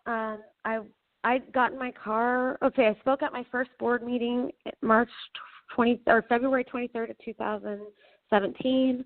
I got in my car. I made an appointment with my senator in Olympia. Got in my car at 2:30 in the morning. Never been to Olympia. Never been to the state capitol. Got in my car at 2:30 in the morning. Drove across the state for a 15-minute meeting with my senator. And that's kind of how I got involved, and I just haven't stopped. The school exclusions is my passion. It's what got me into this, and I continued on that. I spoke at ACIP about the school exclusions and the dangers that are involved with that. And I've spoken constantly at our Board of Health and then throughout the state at other meetings. But then you get involved in that, and you think, oh my gosh, they're trying to strip our freedoms away left and right. So I've continued. with my activism. But everybody, regardless if you have a vaccinated child or not, if you have healthy children, this impacts us. At all levels, we're being impacted. And as they push harder and harder for mandatory vaccines, whether it's for children or now the adults, I mean, this impacts every single one of us. So to sit back there, if anyone says that, like, you got to reassess yourself, and because you're needed in this, one day it's eventually going to come for you. So if we don't all start, joining together and speaking out, we're going to be in a world of hurt soon. I agree. I want us to descend on Washington like the good old 60s. Yeah, I mean, it's really crazy, and it's hard. It's kind of hard to get everybody stirred up and involved. And I have a lot of great ideas for that. So I'm hoping one day I can bring them to fruition, because it's just everybody. We all. I'm the same way. I didn't know anything about politics. And, everybody gets caught up in their own little world, their own little bubble. And if it doesn't affect you directly, you think, then you don't pay attention to it. And before you know it, you blink, and all that stuff you thought wasn't affecting you sitting on your shoulders and sitting on your family, and it's like, oh my goodness, why wasn't I paying attention? So, I mean, I love that I consider you a very lucky person, because you have been so enlightened so early on, and I consider your children. I'm so glad that we have children like your kids out there who will be, they're our future. I mean, they really are. They are the future of healthy people in this country. So, it's actually astonishing to me to know that there are 8 of them in just your household alone. I'm excited about that. It's nice to know we've got some healthy people out there. But I mean, I'm looking at my kids, and 5 out of 5 have major problems. You know what I'm saying? And I would say at least 2 to 3 of the 5 are vaccine injured, at least. And I would say some of the other issues were probably related. I just can't say for sure. So, you know what I'm saying? Like, I mean, it is crazy to think about that, though. Like, I mean, if there's just those few simple differences and choices, and what a difference for life that makes. And, if you're listening in today and you are having kids, or you're planning on having kids, if you're new to listening into the show, we're not just some crazy, moms who just don't, we just don't believe in vaccines because of that. Like, I mean, there's so much science behind this. There are so many outlets for that. If you like, you can find me on Facebook. My name is Lynette Marie Barron, and I will give you more information and answer any of the questions you may have. If I don't have the answer, I will find you the answer. So I just want to throw that out there, because we do get a lot of new listeners in, and I think a lot of people still don't understand that this is even possible. And while they're being told it's 1 in a million, only 1% is being reported. It's literally millions. So, I mean, it's just hard to know so many people don't understand that. Even the doctors don't understand that. These doctors don't even know that VAERS exist, or that the Vaccine Injury Act exists, or ACIP happens. Every doctor locally to me that I've said, oh, yeah, I'm going to ACIP and going to go and listen to what's happening now with the vaccines, they're like, what's ACIP? Like, shouldn't y'all be getting sent newsletters or something? Shouldn't all y'all know what ACIP is and to be paying attention if you're administering vaccines? It's just kind of weird to me, that my GP, 64 years old, he had no idea what ACIP is. Wow, that's really weird. Shocking. Yeah, that's the ignorance there. You administer something, you don't even know why or where it's coming, where it is. Yeah, that's scary. Let's see. I was going to say something. Oh, my kids. So I myself have severe asthma. I grew up very sick as a child. Anytime I got a cold, it went into my lungs and upper respiratory, and then I was sick with pneumonia or bronchitis, or I was just constantly sick. I lived on a breathing machine, inhalers, massive amounts of steroids and antibiotics, just to keep me alive. I mean, it was awful. I mean, I still remember back then they didn't have breathing machines, and you had to be set in an air tent in the hospital. And I remember staring out and seeing my grandparents looking in there like all concerned. But so I've heard people, well, your kids are healthy because you and your husband are healthy, or because you guys eat differently. And I said that's actually inaccurate, because I myself was very sick as a child, and statistically, one of my children should have had asthma. One of my children should have had allergies, and it doesn't exist here. And I think it's more proof that my my health issues were triggered by the vaccine that I was given as a child. So, yeah. Yeah, so it's pretty crazy to see the difference. You know that's why they won't do that study full on. You know that's why that won't happen. But the evidence is so overwhelming. I think there's no way they don't know what would happen. We've been begging for that for a long time, and there's been tiny little ones here and there, but they don't ever really make it very far, and nobody really talks too much about it, and it's usually done in a way that they can still, try to make it whatever they want. So it's just very stressful. Yeah. I mean, I'm listening to you talk about your 8 children and all of them so healthy, and your boys playing ball and things like that, and they really do try to lead everyone to believe that your child will fall ill and die if they don't have all these vaccines, and even just one of them, if they just miss one of these, they could, oh God, they're going to start coughing and croak. I mean, they really do try to push that fear factor to the point. I mean, I know you see it around where you are. Yeah. Oh, yeah. I mean, I see, I know you see it where you are. I'm watching them give away free turkeys with your flu shot here. 15% off your entire grocery cart with your flu shot. For still a free flu shot plus 15% off your grocery cart. People aren't questioning that. Like, hello, why in the hell are they so excited about giving you this not only for free, but take 15% off your groceries if you're stupid enough to take it too? Well, if you have families that are in need, I mean, that 15%. I know, and that's what I was going to say. They know how to prey on you. Yes, I'm in need. I completely understand it. It's not worth that much to me. I'd rather starve. But for people who don't understand it, that sounds pretty glitzy to them. I could completely see that. 15% off your entire grocery cart, man, I'd be filling that sucker up for the week, Yeah. I mean, I get it. But it's sad because it's working on people. Yeah, well, in most people's mind, though, they don't realize the impact of the side effects of the damage it does to their body. So to them, it's just a shot of a flu virus and saline. So why not? Why would I not do that to save 15% off? I'm already struggling to put groceries on the table for my family. That's what I thought. Yep. Yeah. That's what I think everybody thinks really until you read it for yourself. You think it's saline and a little bit of a virus. That's so misleading. If you're listening right now, go read the ingredients of vaccinations. Go read them real quick. And read the ingredients, read the side effects, people. I mean, it's just so scary what you're not being told. That little bit of fever and some redness at the site it's just, oh man, can you believe how much is beyond that you're not being told on that little printout they give you since you can't have the insert?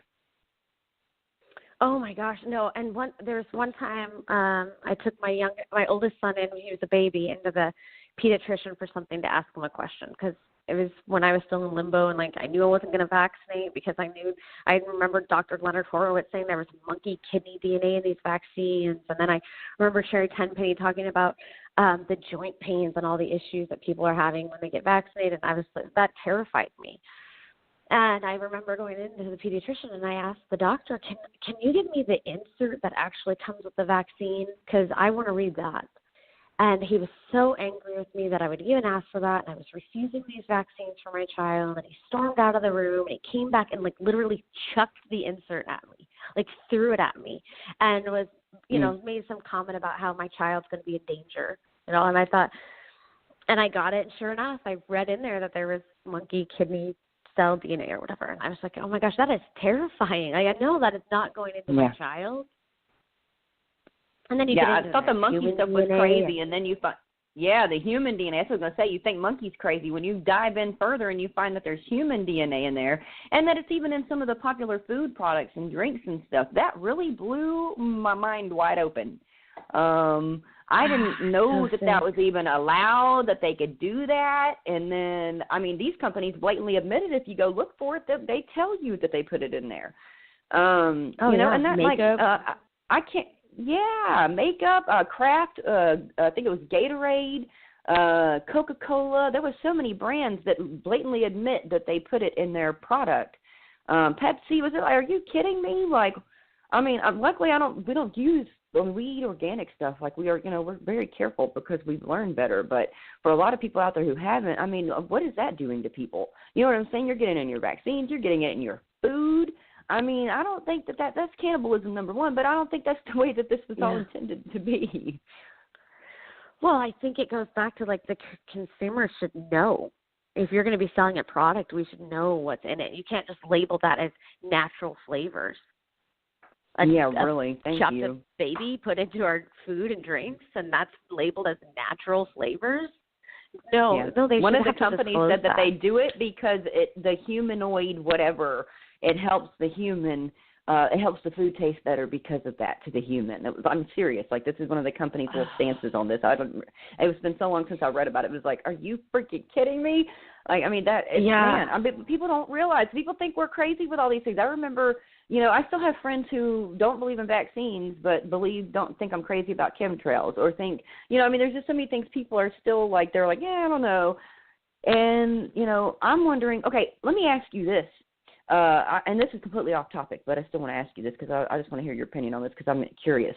What do you think of the fires and how those fires, did you see any of this? Did you see what the patterns look like? Like, I know when I was a kid, when I saw a fire, everything was black afterwards. Everything. I mean, even there was a house that burnt down right down the street from me just a couple weeks ago, fully, and there was, half the house was still left. It was a giant pile of rubble, there was all kinds of stuff on the ground everywhere. A little bit of the roof was, peeled off, but for a majority of the rubble, it was still, you could tell it was a giant house.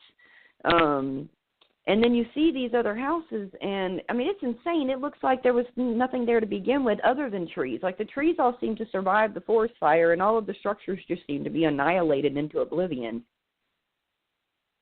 Gosh, I've watched some of that. I know in Washington State, we now have, fire season, where it's, just smoke-filled skies in August. It's totally ruined our August the last several years, where we never used to have that. And, and I'm not, I've watched a little bit of the California fires, and I think it's crazy. It doesn't look right, but I'm not an expert in that area. I do see a lot of the energy weapons that are being used, but something is not right. So it definitely. Yeah, I think so too. I'm not an expert in that at all myself either. It's just that same thing. It just didn't feel right. It just didn't look right. I was like, that doesn't look like I've seen so many fires and structures that have burnt down. Big stuff too, little stuff, big stuff, whatever. And there's always, it doesn't ever look like that. They just look like whole neighborhoods and whole cities were just gone. Gone. Look like a war zone. Just weird. Yeah, I agree. I think it's really weird. It's scary times, man, scary times. And I'm so, everybody pray for all those people displaced by these fires and pray for the families who have lost somebody, because I hear that there's still a lot more people still missing. So, it's just scary times. I read a story a mother posted about just having her baby. They decided to go ahead with her C-section while the fire was coming towards the hospital. And then they're like, we have to evacuate. While she's wide open on the table, close her up. Her ambulance gets surrounded, catches on fire. They barely get out of there. All the fire workers and the ambulance people are using water hoses to keep the fire away long enough to try to get help. It's just insanity. And her husband and her baby were elsewhere. They had been taken, in a car, and she had to go in the ambulance. And with two other people in the ambulance with her already, she couldn't walk, epidural. And here fire is surrounding the ambulance she's in. I couldn't even imagine what some of these people are going through. All she wanted was to get back to her husband and see her newborn baby. So, pray for these people. There's some real crazy stories. Yeah.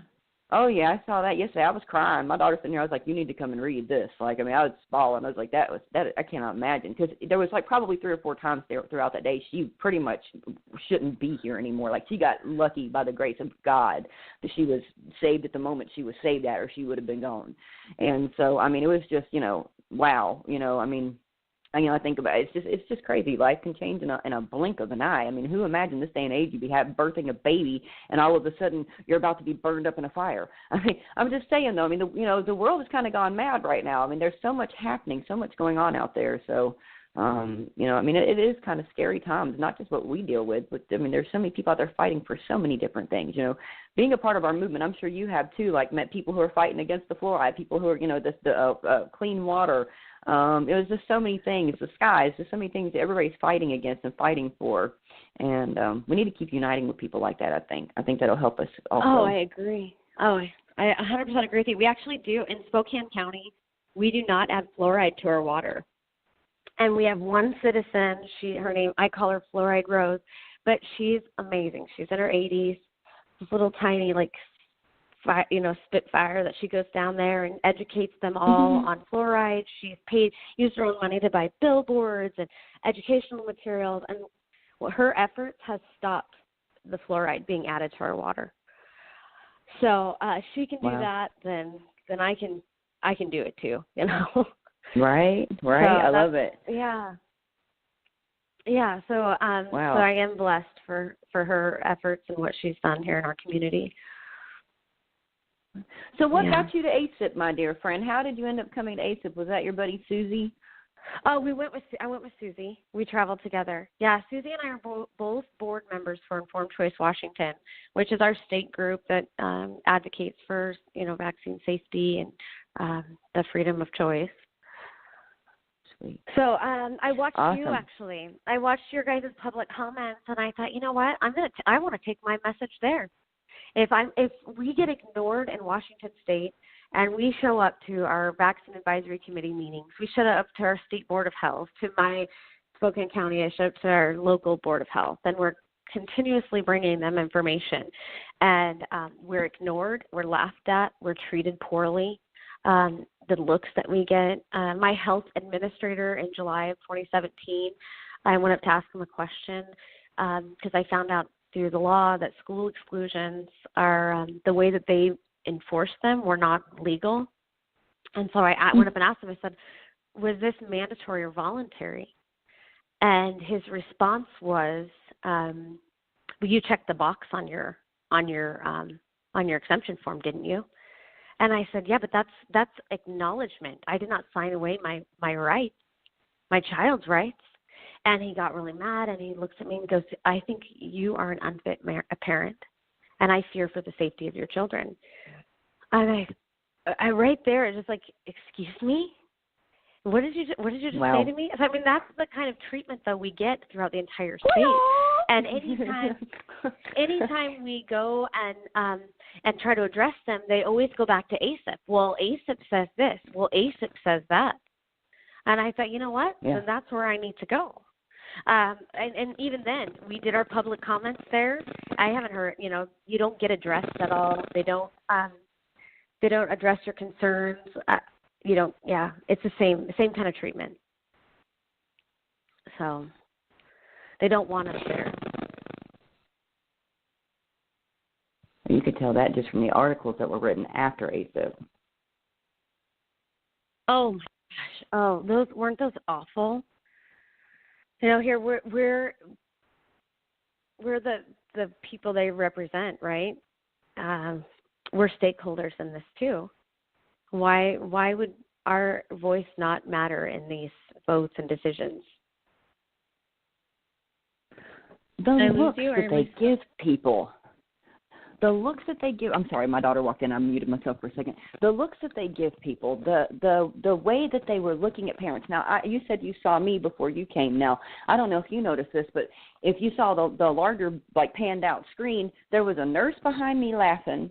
The Merck guy to the back side of me was smirking the whole time I was talking. When I started speaking about my daughter's injury, that woman literally snickered. And it really bothered me. I don't know if maybe she was a pediatrician. I'm not sure. But, it was just like, are you kidding me? I'm up here and I'm telling you something that happened to my child because of a product that you guys so carelessly just approve 100% every time they say anything in this room. And, it was frustrating. But then I realized something. Each time we go, I'm so glad to see so many people coming. It's nice not to be there alone. For a minute it was just me, then it was me and the High Wire team, and then it was, then all of a sudden we started having some parents start coming. And each time it seems like the numbers seem to double each time, every time it rolls around. So that's exciting. Yes, that is exciting.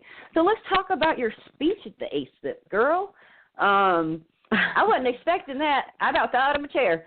Because I don't know. It's just hard. Sometimes it's hard in there. And so, I remember telling myself, I got real worked up and I had to go, and you just come back to my chi, you know what I mean? And, you didn't even, I didn't even see you shaking or nothing. You were just on it. You were just like, we are done. So let's talk about that. Did you pre-write it all out? Yes, I pre-wrote that. Yeah, it's pre-written, and then I've dealt with this a lot in the last 2 years, so I pretty much knew what to expect and the treatment that we get. Yeah. And I'm done. We're all done. I'm tired of spending time away from my family and hundreds of hours and thousands of dollars to fight to stand up for my children, stand up for myself. Yeah. And so for me going down there, strangers too. Strangers too. I got 3 minutes to voice my concern, and I'm going big on it because that might be the only time I get to go. I have 8 kids. It's a lot of money to travel across the country for that. And that was we're done. We're all done. It's time that we call for that separation of pharma and state because like Bernadette, who's our co-president of Informed Choice Washington, as she said, it's like a tightly woven fabric. It's everywhere. You do a public records request on my health department here in Spokane, and they've got pharmaceutical reps emailing back and forth, lobbyists emailing back and forth. I mean, they're involved in every aspect of this to continue to push in the same message. And so for me to take that time, I just thought I'm going to say it like it is. And I don't fear them. I don't fear anyone. I go in saying, you know what, I'm protected and saved by the blood of Jesus, and I don't fear any of you. So I'm just taking it on. Right there with you. Like, let's do this. So when I got up there, I did shake. I did feel myself shake, and I always kid that I'm like twerking up there. But I did watch the video, and I thought, oh gosh, yes, you can't see it. You cannot see me shaking. But just getting up there and calling them out. Like, I mean, everything I said, they can't refute. So just being bold and courageous and doing it. So. Yeah, it definitely takes some bravery because it is hard walking into the lion's den, walking up to a microphone and having to pretty much tell a bunch of people off in a friendly way. That's what it felt like for me anyway. And, it's like, and really, and get your point across and make them hear you. That is the hard part. Now, I remember after the first, time I actually was brave enough to speak was last June. And I remember people coming up to me afterwards and wanting to talk to me more about my comment. And when they put you in the minutes, they put you in the minutes as a concerned parent. So I kind of like that because I think about the minutes keep growing and the concerned parents keep growing. And at some point you're going to have to go, wow, we've got like literally hundreds of, hopefully thousands of concerned parents. From the start when I first started going, I remember telling everybody, please come. I want to get to the point where we need more chairs and then we need a bigger venue. Like these people need to understand that, this is not okay. This is not rare. I mean, the more and more numbers who keep showing up and people have got to remember too, we have to address it in a way that we have to be in some way or form, even if it's hard. In some way, we have to keep it respectful. We have to, I do feel like this. Like, I felt like we freaked them out a little bit. They're not used to 15 cell phones being whipped out. Like, this isn't the way it usually runs, the way it was this past time. I think maybe even when I was coming with a cell phone, maybe me and Catherine were the only ones who would have a cell phone out, like videoing anything. And I think we've kind of freaked them out, you know what I mean? Because it was like everybody was turned to the speaker with their cell phones. Everyone, I saw like 5 videos of me from the back of my head, the side of my head. And so I think, you know what I mean? I hope that we need to coordinate that better though. Like we need to because it makes us all look frantic. It makes us all look like this is just for my social media. Like, it does. Like I feel like we need to have maybe just like telling them, they tap into whatever the live stream is that ACIP streaming, and they get the head-on shots of everybody. I think Timothy Welsh does it for Vaxism too. And so we know that those are going to be there afterwards. We know all of our comments are going to be there. And so, I think it's better to be in that moment and kind of like be more stern and more, do you know what I'm saying? Looking more like a unit than everybody all of a sudden dropping like paparazzi when everybody starts talking. I think that was a little bit, I think that they're going to start saying no cell phones if we keep doing that, because if our numbers keep growing, then the number of cell phones keep growing. Oh, really? I know they tell you keep them on silent, but I didn't know if you weren't allowed to video or not. You're allowed to video. It's a public, it's a private public meeting. So you bring your cell phones out and they can record whatever they want. So I don't know. I wasn't sure how it worked. I actually thought it was awesome that people recorded them because we could get them out sooner instead of waiting for them to upload the videos, which they seem to be dragging their feet on. But yeah, I guess for me, I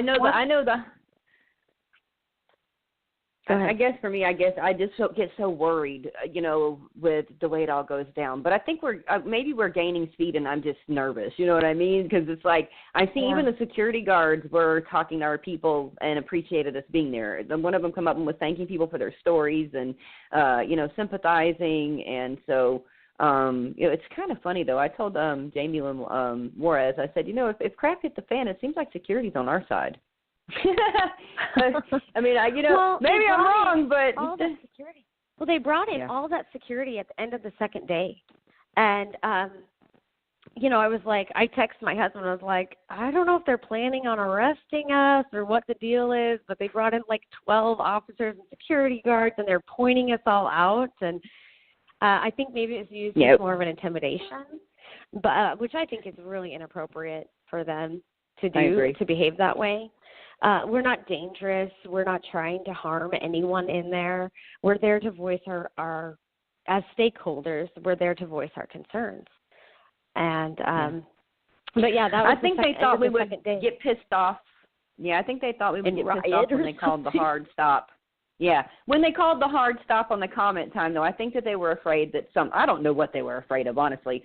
They made jokes after I talked the first time, and it was brought to my attention that I guess Nana, it was her last meeting in June. Apparently they made a joke that they let me finish and make my 4-minute comment and didn't cut me off at 3 minutes because they thought I was going to shoot everybody up. Okay, that's just judging me by the way I look. Whatever, kiss my ass. So when we were sitting in the audience, after my public comment, I made 2 public comments. My separation and the separation of farm and state, and then the second one was school exclusion. So in between that, there was this blonde gal sitting in front of us, and she just happened to have her laptop out and was emailing people back and forth, but she was talking about us and just using. I took some. I shouldn't say that. Anyway, she was talking poorly about us in the meeting. And after the first day, I went up to her and said, I couldn't help but see your laptop and read some of the things you were sending out, and I thought they were really inappropriate for you to be saying the things you said about us. We're not here to harm anyone. We're not here to, to cause, a lot of I guess we are. We want to cause impact in some kind of discourse, but she was saying that we were trying to we wanted to kill someone or cause harm to people in the meeting, and I was like, nobody said that. For you to even portray that out to the people that you were emailing is wrong. I don't know if you noticed, but the second day I stayed. Yeah, I saw a lot of this. The second day, I stayed outside in the. I had breakfast with you guys. I know we all went and got away for a minute, kind of just had a moment to gather ourselves. I think because it's draining to be there. So it's nice to be able to go and enjoy that for a minute. And then I went back over and I was sitting at this little table off to the side of the doorway, entering into the meeting, and I was sitting there with Jamie Lynn, and she was, I think she was working on her speech on her cell phone, so she wasn't really watching around. But I knew I wasn't going to talk because they'd already said there wasn't going to be a lot of time. And I told Catherine, I'd rather everybody who came all the way out here who has never got to vent to this room to do it. I've had my moment. And so I just wanted to be there and be able to be supportive and, whatever. And so I'm sitting there, and all of a sudden I see a police officer. And then I see a ton of security, and they all start kind of wandering up, and I see another police officer. And they're all getting in a little huddle outside of the front of where the doors are to go in.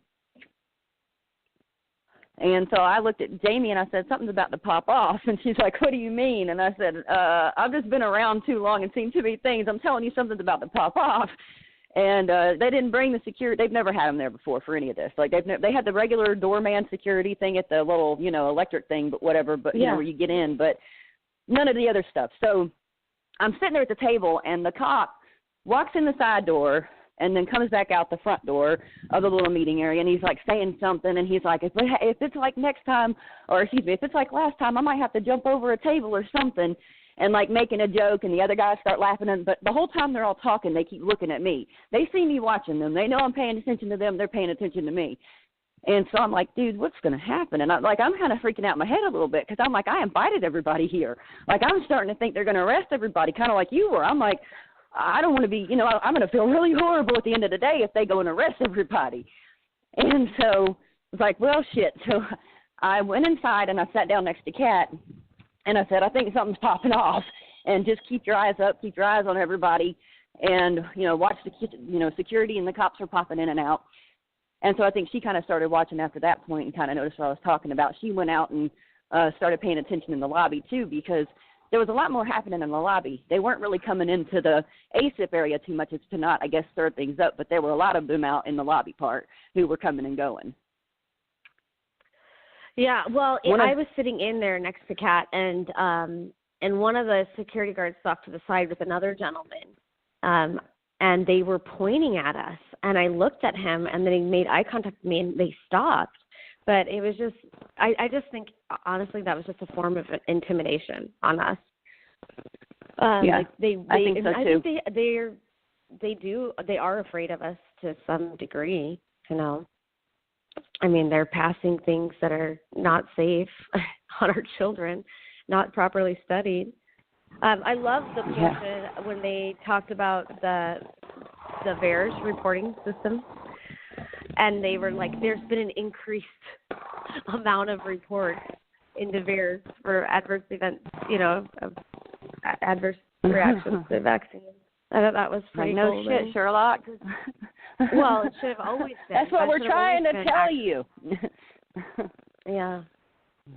Yeah. It's hard. When I got up there, I didn't even know what I was going to say. Like, I had no plans, no nothing. And I remember the woman who got up before me, I turned to my son and I said, I'm going to ruin it for everybody. I shouldn't get up there. And he was like, no, you're not, Mom. And I was like, look at me. And he was like, do what you got to do. And I was like, all right. And so, but I mean, I was scared to death. I'm not going to lie to you. And, and when I finished, I still had no idea what had really happened or that it was a big deal or anything until Catherine messaged me, and she cracked me up with her message afterwards, and I was like, well, all right. And so, it's just like, okay, well, that's interesting. Like, I didn't even realize that not many other parents had ever come in there and done that before. Like, I don't think like that. I was just doing what I needed to do in my heart. And then to see everybody get up there and do that, like, it was so, like, my emotions in my chest. Like, I felt like I was going, like, stroke out sitting in my chair listening to everybody because it was just, like, it was so overwhelming. And then I'm thinking, how can you people not be moved right now? Like, I'm about to lose it, and y'all are all sitting here so happy y'all are asleep. The other half are playing on your phones. It's like, what is going on right now? And, when Susie asked them for a response, like, are you listening and whatever, and they didn't respond, like, that was hard. Like, I was sitting there, that made me want to cry. I was like, oh, my goodness, did somebody say something to her, Jesus? I know. They're not allowed to under Robert's Rules of Order. But, that was gut-wrenching. And, and I think a lot of people were upset because they still voted to pass what they were voting on, and you have to remember, like, anything that comes to that meeting. Yeah, but anything that's already coming to a vote, it's already been decided. There's so much going on behind the door, behind the scenes. Yeah, they're not going to all of a sudden, like, oh, that parent came here with their stuff. To them, they deny that they discount us as being anti-vaccine activists, and they. Something that they didn't used to do before that they started doing when we started showing up is they didn't used to do the whole go around the room and make them say their vote out loud after they had voted unanimously or whatever you want to call it, not unanimously, on their little machine. And then all of a sudden the last two meetings for June and October, after they voted, they would go around the table and say their vote. And, of course, they all just said yes because they all voted yes. But, I mean, they didn't used to do that. They used to have to vote with their little machine, and that was it. And nobody said anything about who voted what. They would just say no conflict of interest or whatever, which we all know is probably bullshit for half the room. Yeah. Well, even though they don't view it as a conflict of interest, it really is a conflict of interest. I mean, you take that Every Child by Two organization, that Amy gal, I can't remember her last name, starts with a P, the director of that organization. Pisani? She got up there. Yes, that sounds right. Amy Pisani with Every Child by Two. If you take the her public comments of her sob story of someone dying from what was it, meningitis?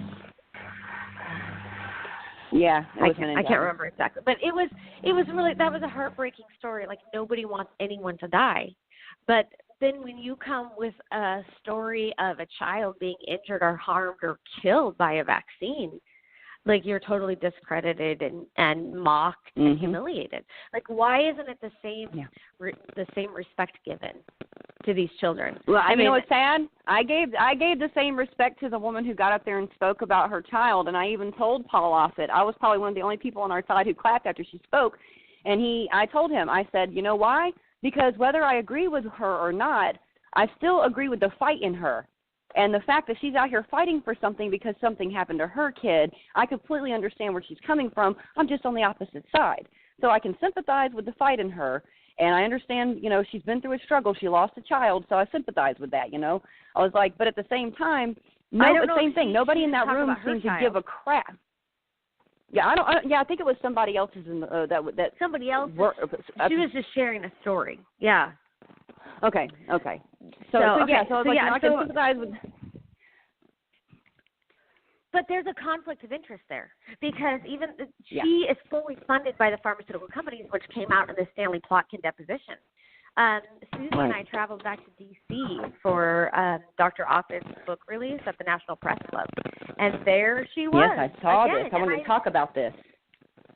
When I had no idea who she was. I hear her speak with Dr. Offit at the ACIP, and then I go to the book release, and there's Amy, there's the gal that I called out for emailing, I can't remember her name either, that she was emailing back and forth during the meeting, like making fun of us and saying some really unkind things, and I think she was even emailing Z-Dog during that. And was she there with a male? Not Do you know if she was there with a man? I know she sat with a man at ACIP, but I don't think at a press club I saw her with a man. I was just curious because there was I'm talking about the blonde woman that was emailing, because there was a woman that was in the crowd who was there the last time as well. And when I sat down, she made this really ugly sound, and I was like, well, all right. And then the whole time, anybody, like when Dell and them got up there, or Kat and them were saying their science, Jeffrey, they were like, you could hear her typing away on her laptop and stuff like that. So I thought maybe it was the same person, because she was there doing that last time as well. But she was with like a really clean-kempt, almost hipster, minus the beard-looking guy. Like, he was very clean cut, but his suit didn't seem like a normal, like a pharma guy suit or something. Yeah. If you go back to the day 2 public comments, she's in to the right of the speaker. If you're looking at to the right, blonde, and she's a really angry look on her face. Yep, I've taken a screenshot. I know who you're. Yeah. Yep. Yeah. That's her. I know who you're talking about already. Yeah. Yeah. It's so sad to see people in there doing that kind of stuff. I mean, I told you Paul Offit was in there watching baseball the first time when I sat down next to him. He was sitting on his phone when the meeting started watching baseball, and the volume went all the way up, and it was like hollering the baseball stuff. And he was like, oh, crap, trying to turn it down. And the whole room kind of chuckled, and I was just sitting there like, well, you just got busted. Yeah. Yeah. Well, baseball's an important game to watch. We love our baseball. So, but yeah, no, that was an interesting event at the press club, because I went up to Amy and I said, and I go, who are you with? Because at the time I didn't know. And she's like, Every Child by Two. And I said, well, have you listened to the Stanley Plotkin deposition? And she's like, yes, I have. Could you believe what they did to him? They put him through 9 hours of deposition, and the man is ill. He's dying of cancer. Can you believe that they would do that to him? And I said, wait a minute. At the beginning of the deposition, they ask him if he's on any medications or anything that's going to cause impairment to his deposition, and he says no. Yep. And she gets. I've read it. I know. Real pissy. 403 pages. I've read it. Yeah, I've read it. It reads like a novel. If anyone out there is listening and has not get your hands on that, or even watched the video. It was the first time I think I've ever read something and then watched the video, and the video was better than reading it. So get out there and do both. But so I said, well, you have a conflict of interest because you're completely funded by pharma. And she got really upset and said, no, she doesn't. That has nothing to do with it. And, you know, it dawned on me, like, these people in their minds, even though it's a conflict of interest for us because all the money is funneling through pharma, through all the, you know, you got Nacho, I call it Nacho. You got AIM. You have Every Child by Two. All of their money is coming from pharma. How is that not a conflict of interest? Just because they in their minds don't think it is doesn't mean it magically isn't. Those are huge conflicts. They're huge conflicts of interest. I can't wrap my head around it. You know, I remember asking Paul Offit the first time we kind of corresponded after ACIP. I remember asking him how in the world he could, you know, believe that every parent who didn't vaccinate was just bad people and that we should all have our kids taken. And I spent a lot of time explaining who I am and why I am, you know, the accidental activist that I am and all those kind of things. And I remember him telling me one day that I actually showed him that there were crazy activists and then passionate activists who really believe that vaccines hurt their kids, and whether he agrees with it or not, he appreciated the fighting or whatever. So, you know, I don't know if we're ever going to be able to reach some of these people. I have hope. I guess I keep on, you know, hoping we I guess I don't know. I believe in the whole lead with love and kill them with kindness thing, and, you know, I think that if everybody could kind of try to have, and you know, I can't tell everybody what to do, but if everybody kind of had the same kind of way of going, I think we would get a lot further because, you know, I think a lot of people know he's doing my show for a 2-hour interview, and I asked him straight up why he wouldn't do an interview with anybody else, and he said that he's not going to do an interview with people who portray him as an evil person when he believes he's doing the right thing. And he, you know, he said, I don't try to, you know, he said, I've messed up and I've vilified your side and I see it gets us nowhere, and so, you know, we both need to stop doing that on either side of this, and you know, that's the only way anybody's ever going to have a conversation. So I don't know, you know, I keep on hoping. So how did lunch with Offit go? Let's talk about that for a minute, because I don't know if you know, but I stayed behind to put JB's book out all over the place, and so I made it for maybe the last 5 minutes of lunch. So tell me your perspective on that whole thing. So it was a very large group, and they ended up going. So we walked over to lunch and went around the table, and everyone kind of shared their stories with Dr. Offit. And it was really loud, and it was really hard to have that in-depth dialogue of a conversation. I think because he's kind of the poster child for vaccines, that he's portrayed differently. And I mean, he has made some very unfair comments and treated people poorly that I think is wrong. But I think it goes both ways. I think I'm glad that he's going to be on your show and you're going to have that open dialogue, because I think that's what needs to happen. We need to start like laying out the actual science and having discussion of why isn't the proper steps taken to protect our children from harm. I mean, we want to save them from infections, but we don't want to protect them from being harmed from the vaccines. But Dr. Offit in D.C. did talk about, like, you know, they deny the fact that nutrition and diet brings any kind of healing to children. And that really bothers me. I mean, I've seen it. I have friends that have vaccine-injured children that have found doctors and changed diets. Their child went from nonverbal to all of a sudden speaking. And how can you deny that? It's right in front of your face. My baby is one of them. Yeah, my baby is one of them. She's the same way. She was a year ago, she was diagnosed severe autism, global developmental delay, all those kind of things. And they said she will probably never speak. She will probably never use a potty. She will probably always be in diapers. She is very severe. She's one of the severest cases we've seen. And they, you know, when I talked about diet, when I talked about all those kind of things, they looked at me like I was nuts. And I've done so much with her. And this child sings ABC. She knows 1 through 20. She has whole TV shows and nursery rhymes memorized. If you mute the thing, she'll sing the whole thing in the background, tell you the whole, like she could sit there. Now, it's her own little language, but you can tell a lot of the stuff she's saying. And she's literally, if you mute the show, if you know what she's watching, she knows the entire show, every bit of the dialogue, like weird photographic kind of memory stuff. And I'm sitting here and I'm like, you people have no idea what you're talking about.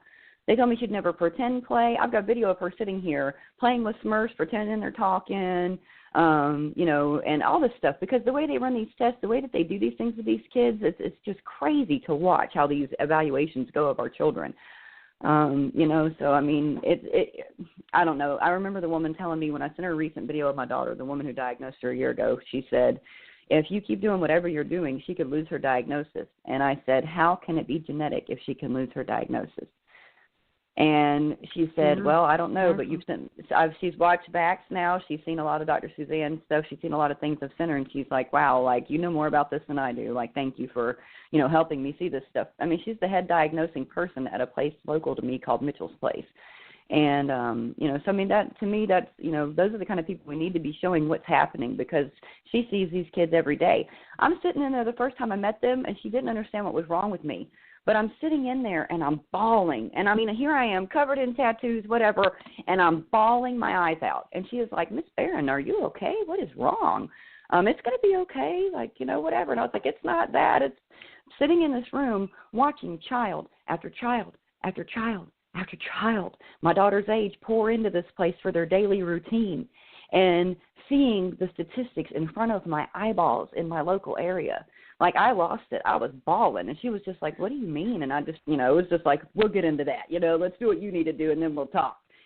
And so our first day was supposed to be an hour, and our first day there was 3 hours, because 2 of it was spent me telling them what was up. So you got to do what you got to do, though, It's just heartbreaking, though, when you're sitting there and you see these children. Their lives did not have to be like that.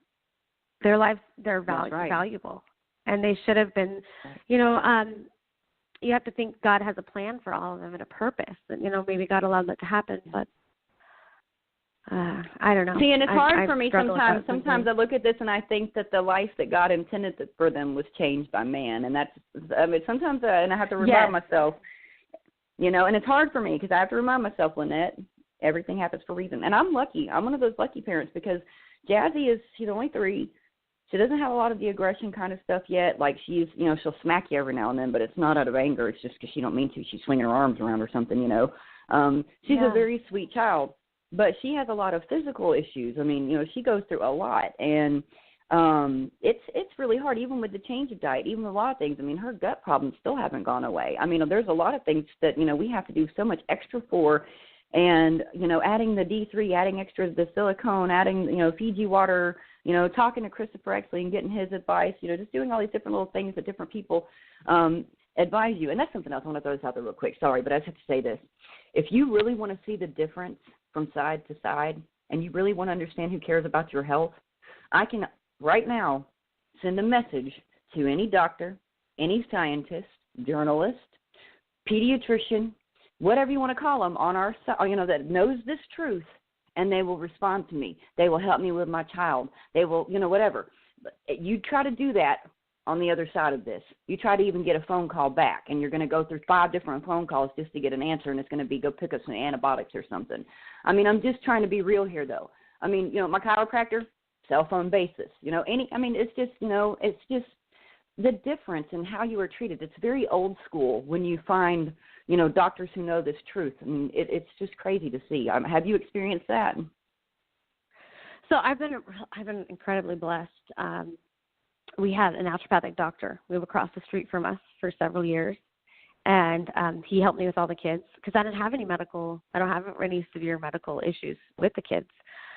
We used to eat really bad food because I always thought, well, we're not vaccinating, so we're good. Like, we're all fine, and ate McDonald's 3 times a day or whatever. And I'm a horrible cook. It's a little inside secret. Mm-hmm. I'm horrible in the kitchen. Mm-hmm. But, and the kids would get their common colds. Like, every time anything went around, all my kids got it. So I was blessed to have that naturopathic doctor living across to help us assist through all of that, and he taught me so much. But once my sister, she took a different path. She started educating, once she started having kids, she started educating herself on the food system, but with vaccinating. And so her kids were coming down with walking pneumonia, having all kinds of health issues. I'm thinking, oh my gosh, I've never had any of that in my kids.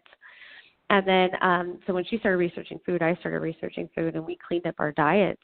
And anymore, like the kids, when they get sick, it's like 1 or 2 kids in the house. It doesn't move through all of us. It's really interesting how that's changed. But yeah, so health-wise, like I haven't had to go through that system at all, actually. Wow. You know, really. What's kind of crazy is even with vaccine-injured kids, when you stay away from pharmaceuticals, my daughter, who is 4, has something that's it is a rare kind of 1 in a million thing, but she has something called autoimmune neutropenia, which started after her 15-month shot. And pretty much her body, when it creates its neutrophil count, it just turns around and attacks them, which is one of your main white blood cells. And, you know, even with her, just doing extra vitamin C, the elderberry syrup that I make, those kind of things. And she got sick, and she was sick for maybe 6 hours with whatever bug this year was. She had, you know, gone to Granny's and gone to Daddy's, and Granny likes to take her to the park and things, you know, to the library, and she's really not supposed to be around other kids, and so I kind of avoid those kind of places. But you know how grandparents can't help it. And so, you know, she usually will catch a little thing. But in the past, it would be 4 or 5 days straight of being sick, fevers, throwing up on this drug, that drug, antibiotic this. And here she is with a way worse kind of immune system, according to them. And now we've turned around and I've taken her off of all their stuff. Like she was taking Neupogen injections, which is what boosted her neutrophil level back up enough to have an immune system. And I did so much of this natural stuff now that her body has changed itself back and has started creating its own neutrophils and not attacking them anymore. So, I mean, That's recovery amazing. is so possible. And, you know, I look at her and it gives me so much hope because, I mean, you know, I used to avoid her even letting her play in the dirt anymore, and this is her favorite thing. You know what I'm saying? Like, I was so scared to let her touch things. And, I mean, everything. I was bleaching and literally alcohol swiping her toys every day. Like, I was so scared. And then I realized something, and I remember having a conversation with Dr. Suzanne one day, and she told me, she said, the germs you're afraid of are not the germs you should be afraid of. And we really started talking about germs, and it really changed how I treated, you know, how I saw Lily's, you know, thing, and she got better. And it was like, wow, okay. You know, she taught me what healthy germs are and what bad germs are, and I didn't ever really realize the difference. That whenever your kid's that sick, you just think all germs are bad. And, you know, so, I mean, it's pretty interesting. So, you know, I mean, there's always hope, and I think a lot of people don't realize that. But and for those out there listening in, listen to this mother on the line with me. Seriously, she's got 8 healthy, unvaccinated children. 8 healthy, unvaccinated children. That's got to tell you something. I mean, that's really a big deal to me. Like, you know, because so many people say, oh, your child's going to get my child sick. And that's one of the biggest things that I've been mind blown by being a part of this movement is how can our children give your children something they don't have? Your child's been injected with this. If you go and you sit in the ACIP meetings, one of the things you learn about shedding. 24 days, sometimes they don't even know if it goes further than that. How in the hell am my kid the one getting your kid sick? It's really good marketing is what they've done. It's really good marketing to take what the reality is and twist the reality onto the other people. You know, basically the reality is that we're viewed, and that my children are viewed as unclean, but in fact they are clean. Their blood is clean. Their bodies are clean. That's right. Where a vaccinated child is injected with formaldehyde, MSG, antibiotics. I mean, it's not clean. That's not a clean measure or anything to be. It should not be injected into the bloodstream. So yeah, it's just. And you think these things have been safety. Yeah, and you think these things have been safety tested, and you don't realize that you are the test. And I mean, I remember when I was pregnant with Jasmine, you know, they gave me that Tdap at 26 weeks pregnant, and I mean, this guy was very adamant that if I didn't do this, my baby would die in the womb of tetanus. And you know, so I did what he said. And to imagine now what year that toxic load, she is 3 now, and it was when I was 26 weeks pregnant with her. So, yeah. Yeah, I had a little tiny cut on my finger. Oh yeah, girl, I've only been a part of this movement for 3 years. I'm just there you go. That's incredible. Like lightning. Yeah. No, you know what's funny, Jaclyn? I can't, I'm just one of those people, I thought everybody was like me, and that once something like this happens, you just jump in there. And my first live video ever, I got offered my radio show, and I was on the air within 3 weeks, and I've never turned back. Not even kidding. So I've been on the air almost 2 years, and that was after just my first live. I was only doing stuff locally before that because I hadn't seen Vaxxed, and I had no idea the community was there. And so I just thought, I'm out here, my kid's 1 in a million, I'll warn some people and at least let them know there's this risk, and that was me. And then I saw Vaxxed, and I found all these, people online, and I was like, oh my gosh, okay, so there's a bunch of me out there, you know what I mean? So then it just became, all right, now I'm going to take this bigger. And that's when I really started speaking out on my social media. And whoever hadn't seen what happened, a lot of people watched my 15, when my daughter was 15 months old, that's now 4, they watched her injury happen literally as it was happening because I would, okay, Lily just got shots and we're at 105 point this, whatever, 26 days now straight of fever, still no one will admit her, no one will help us. Like, people were watching my desperation, watching it unfold. So it's kind of crazy, but I didn't lose a lot of my old friends or followers or anybody in my life from before this because they kind of went through it with us. And so that was kind of a big thing to me that I think a lot of people, it's so kind of sad is when you don't put this on your social media when it happens, then you start all of a sudden deciding one day to speak out. You get a lot more backlash, I think. So be open, tell your stories. Like, let people know what's happening to you and your families because it's, a lot of people are afraid to speak out. I remember meeting, I'm not going to say names, but a few of the people we met at ACIP told me they had never said anything on their Facebook still. They had never spoken out before because I invited them to do the show, and they were like, well, I'm kind of afraid. I don't know if I want that on my timeline. Things like that. And I was like, now is the time. You know what I mean? Like, just get out there and do it. You won't regret it. Well, the few friends you lose don't even come to compare to the family that I've gained. I've got so many amazing sisters in this now. Like, you're one of them. Like, I was so sad you and Susie ended up having to go. I understood because, I didn't want Kat sitting alone. But, I was just so looking forward to getting to know you ladies a little bit better and getting to spend that time. So hopefully I'll get to see you again. And, I'll be at every ACIP that I'm physically. Yeah, I'll be at everyone I'm physically able to make it to, just like I told them. Whether it's just for the sitting there and being on their nerves to the fact that I'm in the room. I like being there. I like hearing what's happening. And, Paul Offit came up to me and shook my hand at the beginning, and he made a lot of people who didn't know me yet on our side think I was on their side. This was funny as heck to me. He came over, he's like, hey, Lynette, glad to see you again, Lynette, and, shook my hand and walked away. And the lady next to me, scooted further from me. Now, Denise and Lorelei were on mother's side, so they were cool.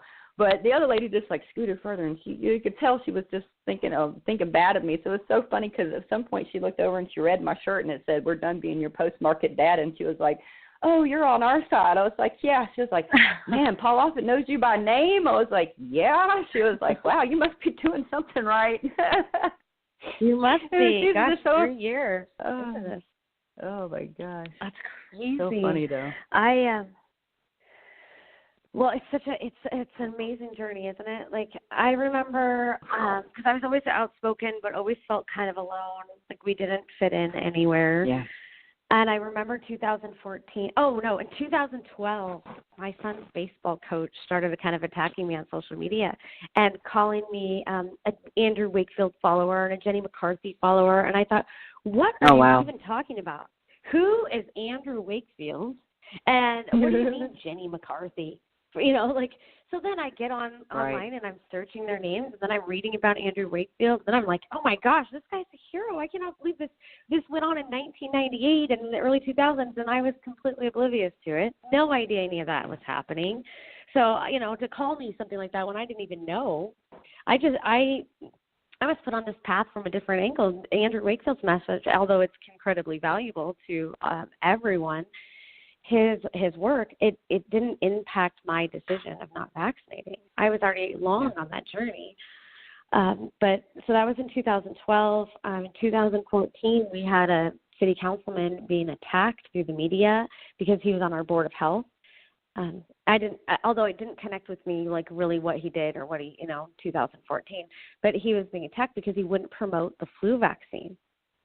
And so, we ended up, a bunch of us found each other here in Spokane. We had this meeting to kind of support him because it wasn't right that he was being attacked. In 2015 is when they dropped House Bill 2009 to remove our exemptions in Washington State. And at the same session, they dropped SB 277. and California fell, and we were able to defeat it. But I do remember like I didn't know where Olympia was, like I never traveled over there, but I do remember getting online and finding the phone numbers and making my phone calls, thinking, hopefully that helps. But that was kind of neat to meet other people then that didn't vaccinate. But it really didn't connect with me until my son got excluded from school, and then you find your people, and you find them quickly, and then they become family. Yep. So, yeah, for me it's crazy, Yeah, that's how I feel. And I grew up in, a lot of people know I grew up in a group home, and so I've never really had family, other than the people that I've kind of claimed. And so being in this movement has just been crazy to me because, I don't know, I feel like I just have so much family. And it's crazy, too, because all my family is everywhere but where I'm at. Alabama, there's just not a lot of people around. I don't know any activists around here that I hang out with or that do anything. Every time I try to become a part of a parents group that meets up with autism kids or something, I'm always the one that, pretty much not the popular kid. So a lot of people feel like when you do this that they don't know the truth. Oh, I know. And then they look at you like you're a horrible person because they're thinking, and I don't understand how people take offensive when you say that the vaccines might have done this, because they're like, well, you're just trying to blame something, or you're saying that God didn't make my kid this way, or, whatever. It's like, I mean, I in some ways I guess you get it, but in other ways it's like I'm just, you're trying to help. And so it is hard sometimes because a lot of people who have been, just thought this whole time that this is something genetic, they don't want to hear it, and they don't want to hear it from a parent. It doesn't matter who you are, what your kid, what you have as proof. So it is hard. I still try to put myself out there as much as I can. I love talking to people. I guess, and it's weird too. If you notice in person, I'm kind of shy. When it comes to when I'm out with other activists, I don't know. I'm so loud and crazy that I feel like I'm going to overshadow somebody else. So I was just trying to keep myself, calm and subdued.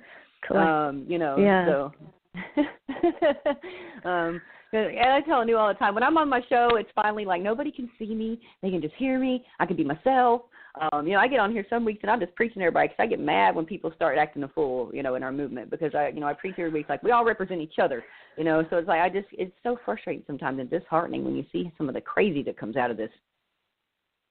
Yeah, there is some crazy times, and I've been thankful enough that I don't see it a lot on my timeline, I guess. So I hear about it more so than anything. And then there's been a couple times where I'm like, no, this is not right, and that I have been blocked by a couple of people. But have you been attacked at all since for our meeting with ACIP? Have you been attacked at all for any of that? The ACIP trip. I know some people. I was called controlled op. A lot of other people were as well.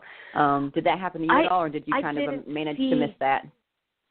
I was able to miss a lot of that. It didn't pop up on my timeline. I didn't see it, and even if it did, I wouldn't have engaged it because, I know my heart. I'm so proud. I know what I'm doing in this, and what, they can say all that, but they don't know me.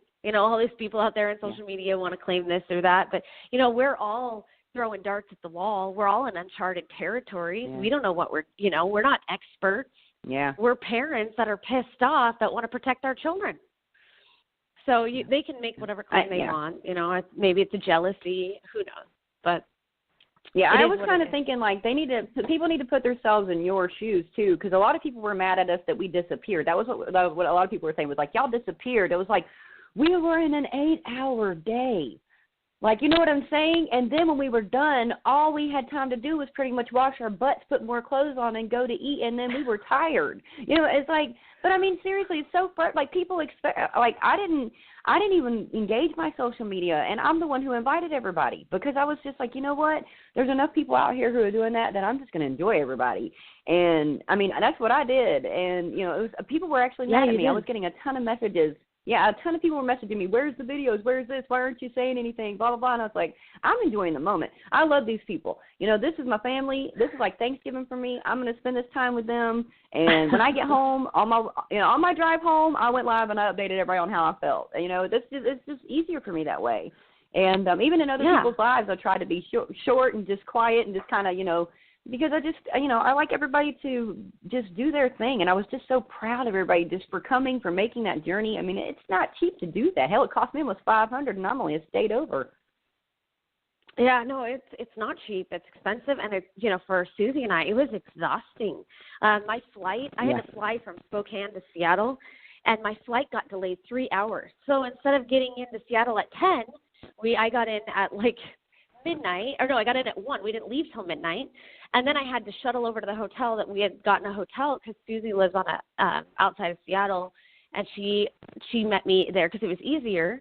So I ended up getting like 3 hours of sleep, and then we have to get up and get on another airplane, travel over there, and then get to the air. I mean, it's exhausting doing that. And then the next day was the meeting, and you have this overwhelming sense of emotion when you're in that setting. It's just the way your body responds to the stress. It's so really draining. Yeah, I got goosebumps just you talking about it. Like, people don't get it if they don't go in that room. Like, if you just watch it live, it's one thing.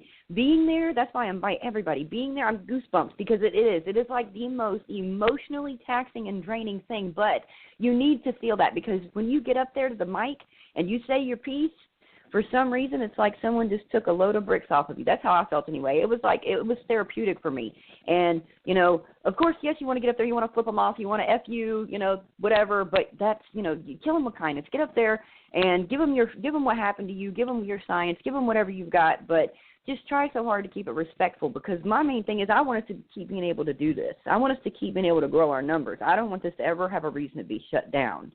So, that's one of the main things I'm trying to say. They can't shut it down. People keep making me freak out. I've had a lot of people in our movement keep saying they're going to shut us out because you keep bringing more and more and things like that. And I'm like, I don't know if they can do that. No, I'm asking for more comment time. Yeah, they're not going to do that. But it's a private public meeting that allows for public comments as stakeholders. They can't all of a sudden close that door to public comment time. Yeah. They cannot do that. It looked pretty crappy, wouldn't it? It looked pretty crappy on them. Well, yeah.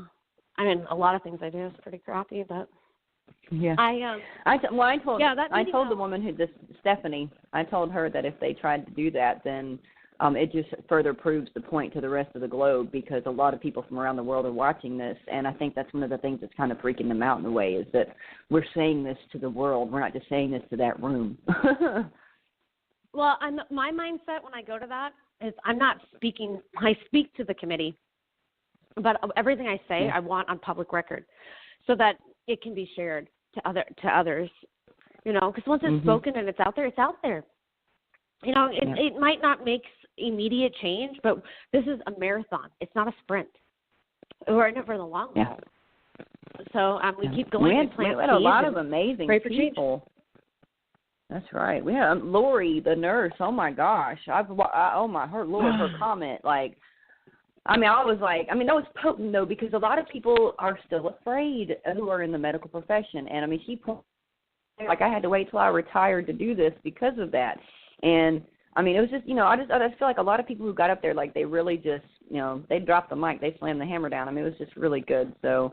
I heard a lot more people are coming. I heard we're going to have a lot more men show up. I really hope so, because that room is full of mostly men. And I think that's where also a lot of the disregard comes from, is you still have a lot of that old school mentality that women just belong at home being quiet, cook and suffer. And I'm sorry to say it that way, but I still see a lot of that in a lot of the men in that room. And they're just old generation. And, I don't think they really think that we are where we belong when we're in that room. And I think there's nowhere else we could be better, because this is pretty much ground zero for where these things are being approved and pushed out.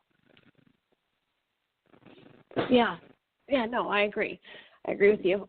There was a recent video that Vaxism did. I'm not sure if you saw it. I'll have to tag you in it. Of a doctor here in Washington State that was on the ACIP committee, that he talks about how it's kind of how you're silenced as a committee member. You're intimidated to pretty much go with what they say. It gives you a new light of what they're going through. So everyone should watch it. I'm drawing a blank. So did you interact with Paul? Now. Was anybody shouting? I have to ask you that. Paul emailed me about the Washington thing, and he told me some of my buddies showed up.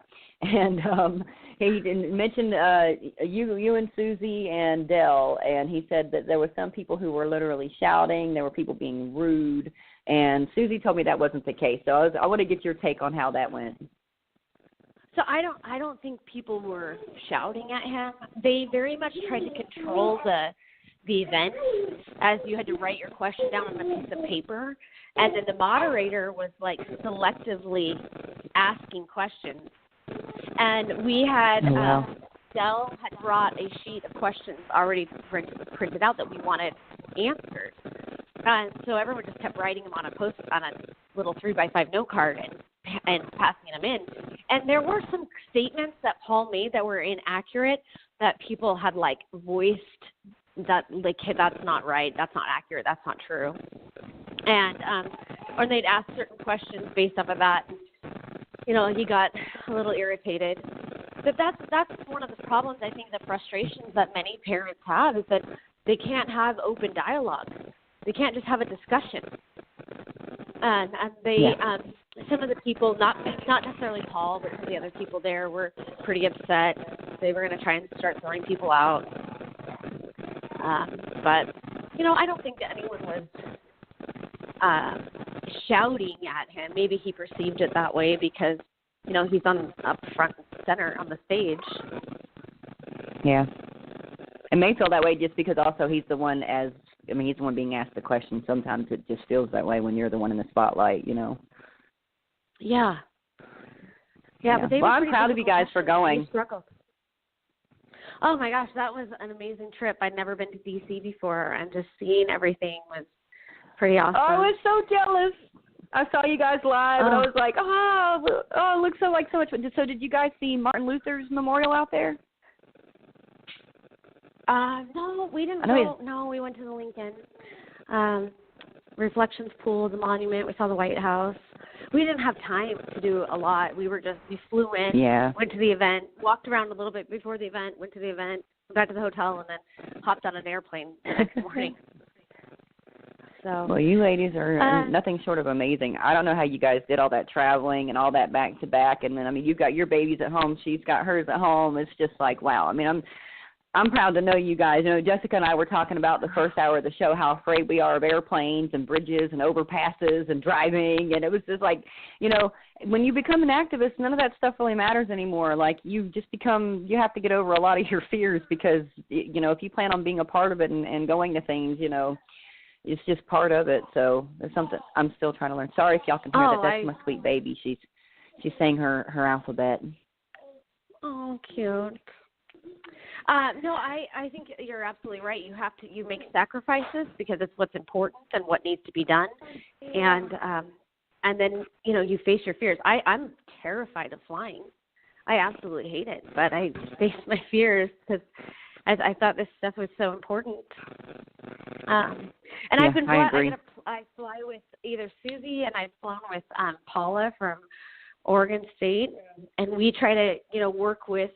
Informed Choice Washington tries to work with Oregon and stay connected with them, and Idaho, the Idaho group, and collaborate and work together. So, I mean, just really amazing people in this movement that I now consider family. So, yeah. I agree. Yeah, but I made too many of them. 20 minutes left? Yes, we have about 22 minutes left. Yes, ma'am. I wanted to talk a little bit more about school exclusion because I know that that's something that a lot of people are facing. Okay, so every state has different laws and regulations, and this is one of my passions and what drove me into this activism. And I've kind of just stayed the course with that, and it's branched out to others. But to me, my children, as being not vaccinated, are starting to be discriminated and segregated and mistreated because of their stance. And when my son got excluded, that was one of the things that he was faced with. If all of a sudden his peers looking at him like he was dangerous. All of a sudden everything changed. Oh. He went from this happy, popular kid, and he's still happy, but now everyone knew his medical status. Everyone knew why he was not at school for a month. And that was really, really difficult for him. His friends would ask him, why is your mom so dumb? Why wouldn't she just vaccinate you? Doesn't she know that those are good and healthy for you? And so it's things that our kids are being faced with. And then these school exclusions are being improperly imposed. They're ungoverned practice. They every state has, like I said, every state has different laws, so you need to start digging through your laws and your quarantine laws. A lot of in Washington State, our laws are written around TB and HIV under the quarantines, and those are for sick individuals. So they're trying to use school quarantines as a measure of stopping an outbreak. But there's scientific data and information showing that it has no impact. Sorry, my phone's beeping. No impact on stopping an outbreak. An outbreak's going to run its course.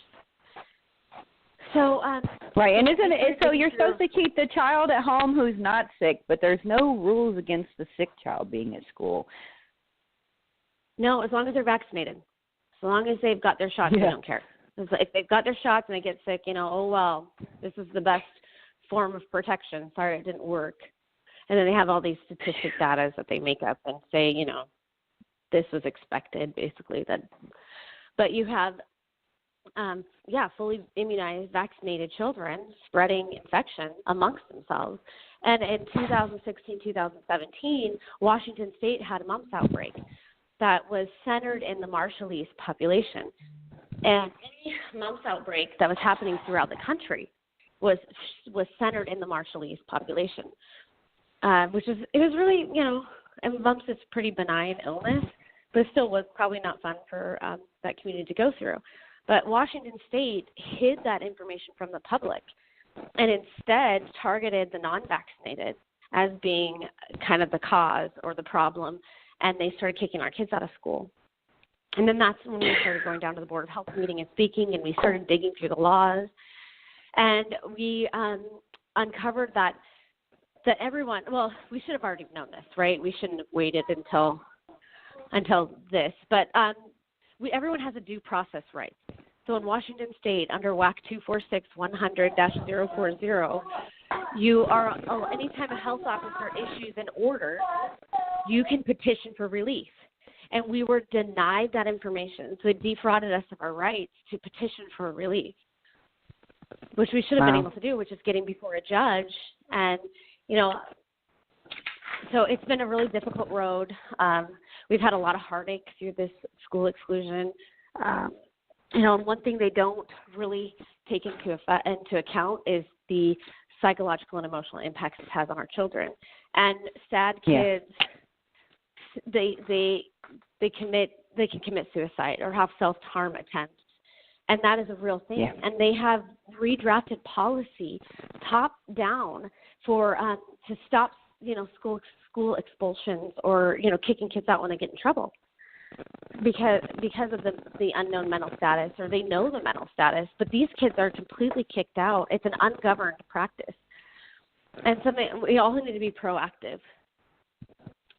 With the school exclusions and knowing our rights so that you can petition for relief, so that they have to show and prove the cases that they're using to keep your kids out. My son's school, they had 2 cases confirmed. The third case, they came along and said, we have a third case confirmed. We have to extend your exclusion. I got through a public records request. I have documentation showing that third case was a test negative. So they committed fraud, took a case that was not actual mumps, and used that to keep our kids out of the school. And that is so crazy. But that is insane. It's the agenda. It's all about harassing and coercing and surrendering our exemption rights and exemption usage. It comes down to written policy. Anyways, it's been a nightmare of what we've dealt with here, and we still continue to deal with it because it's taken me over a year to get them to start giving me information from a public records request, and addressing the laws. So everyone needs to start getting out there and being proactive on what your law states for the health officer, their responsibilities and duties, and the petition for relief. I would recommend you work ahead of it don't wait until it happens.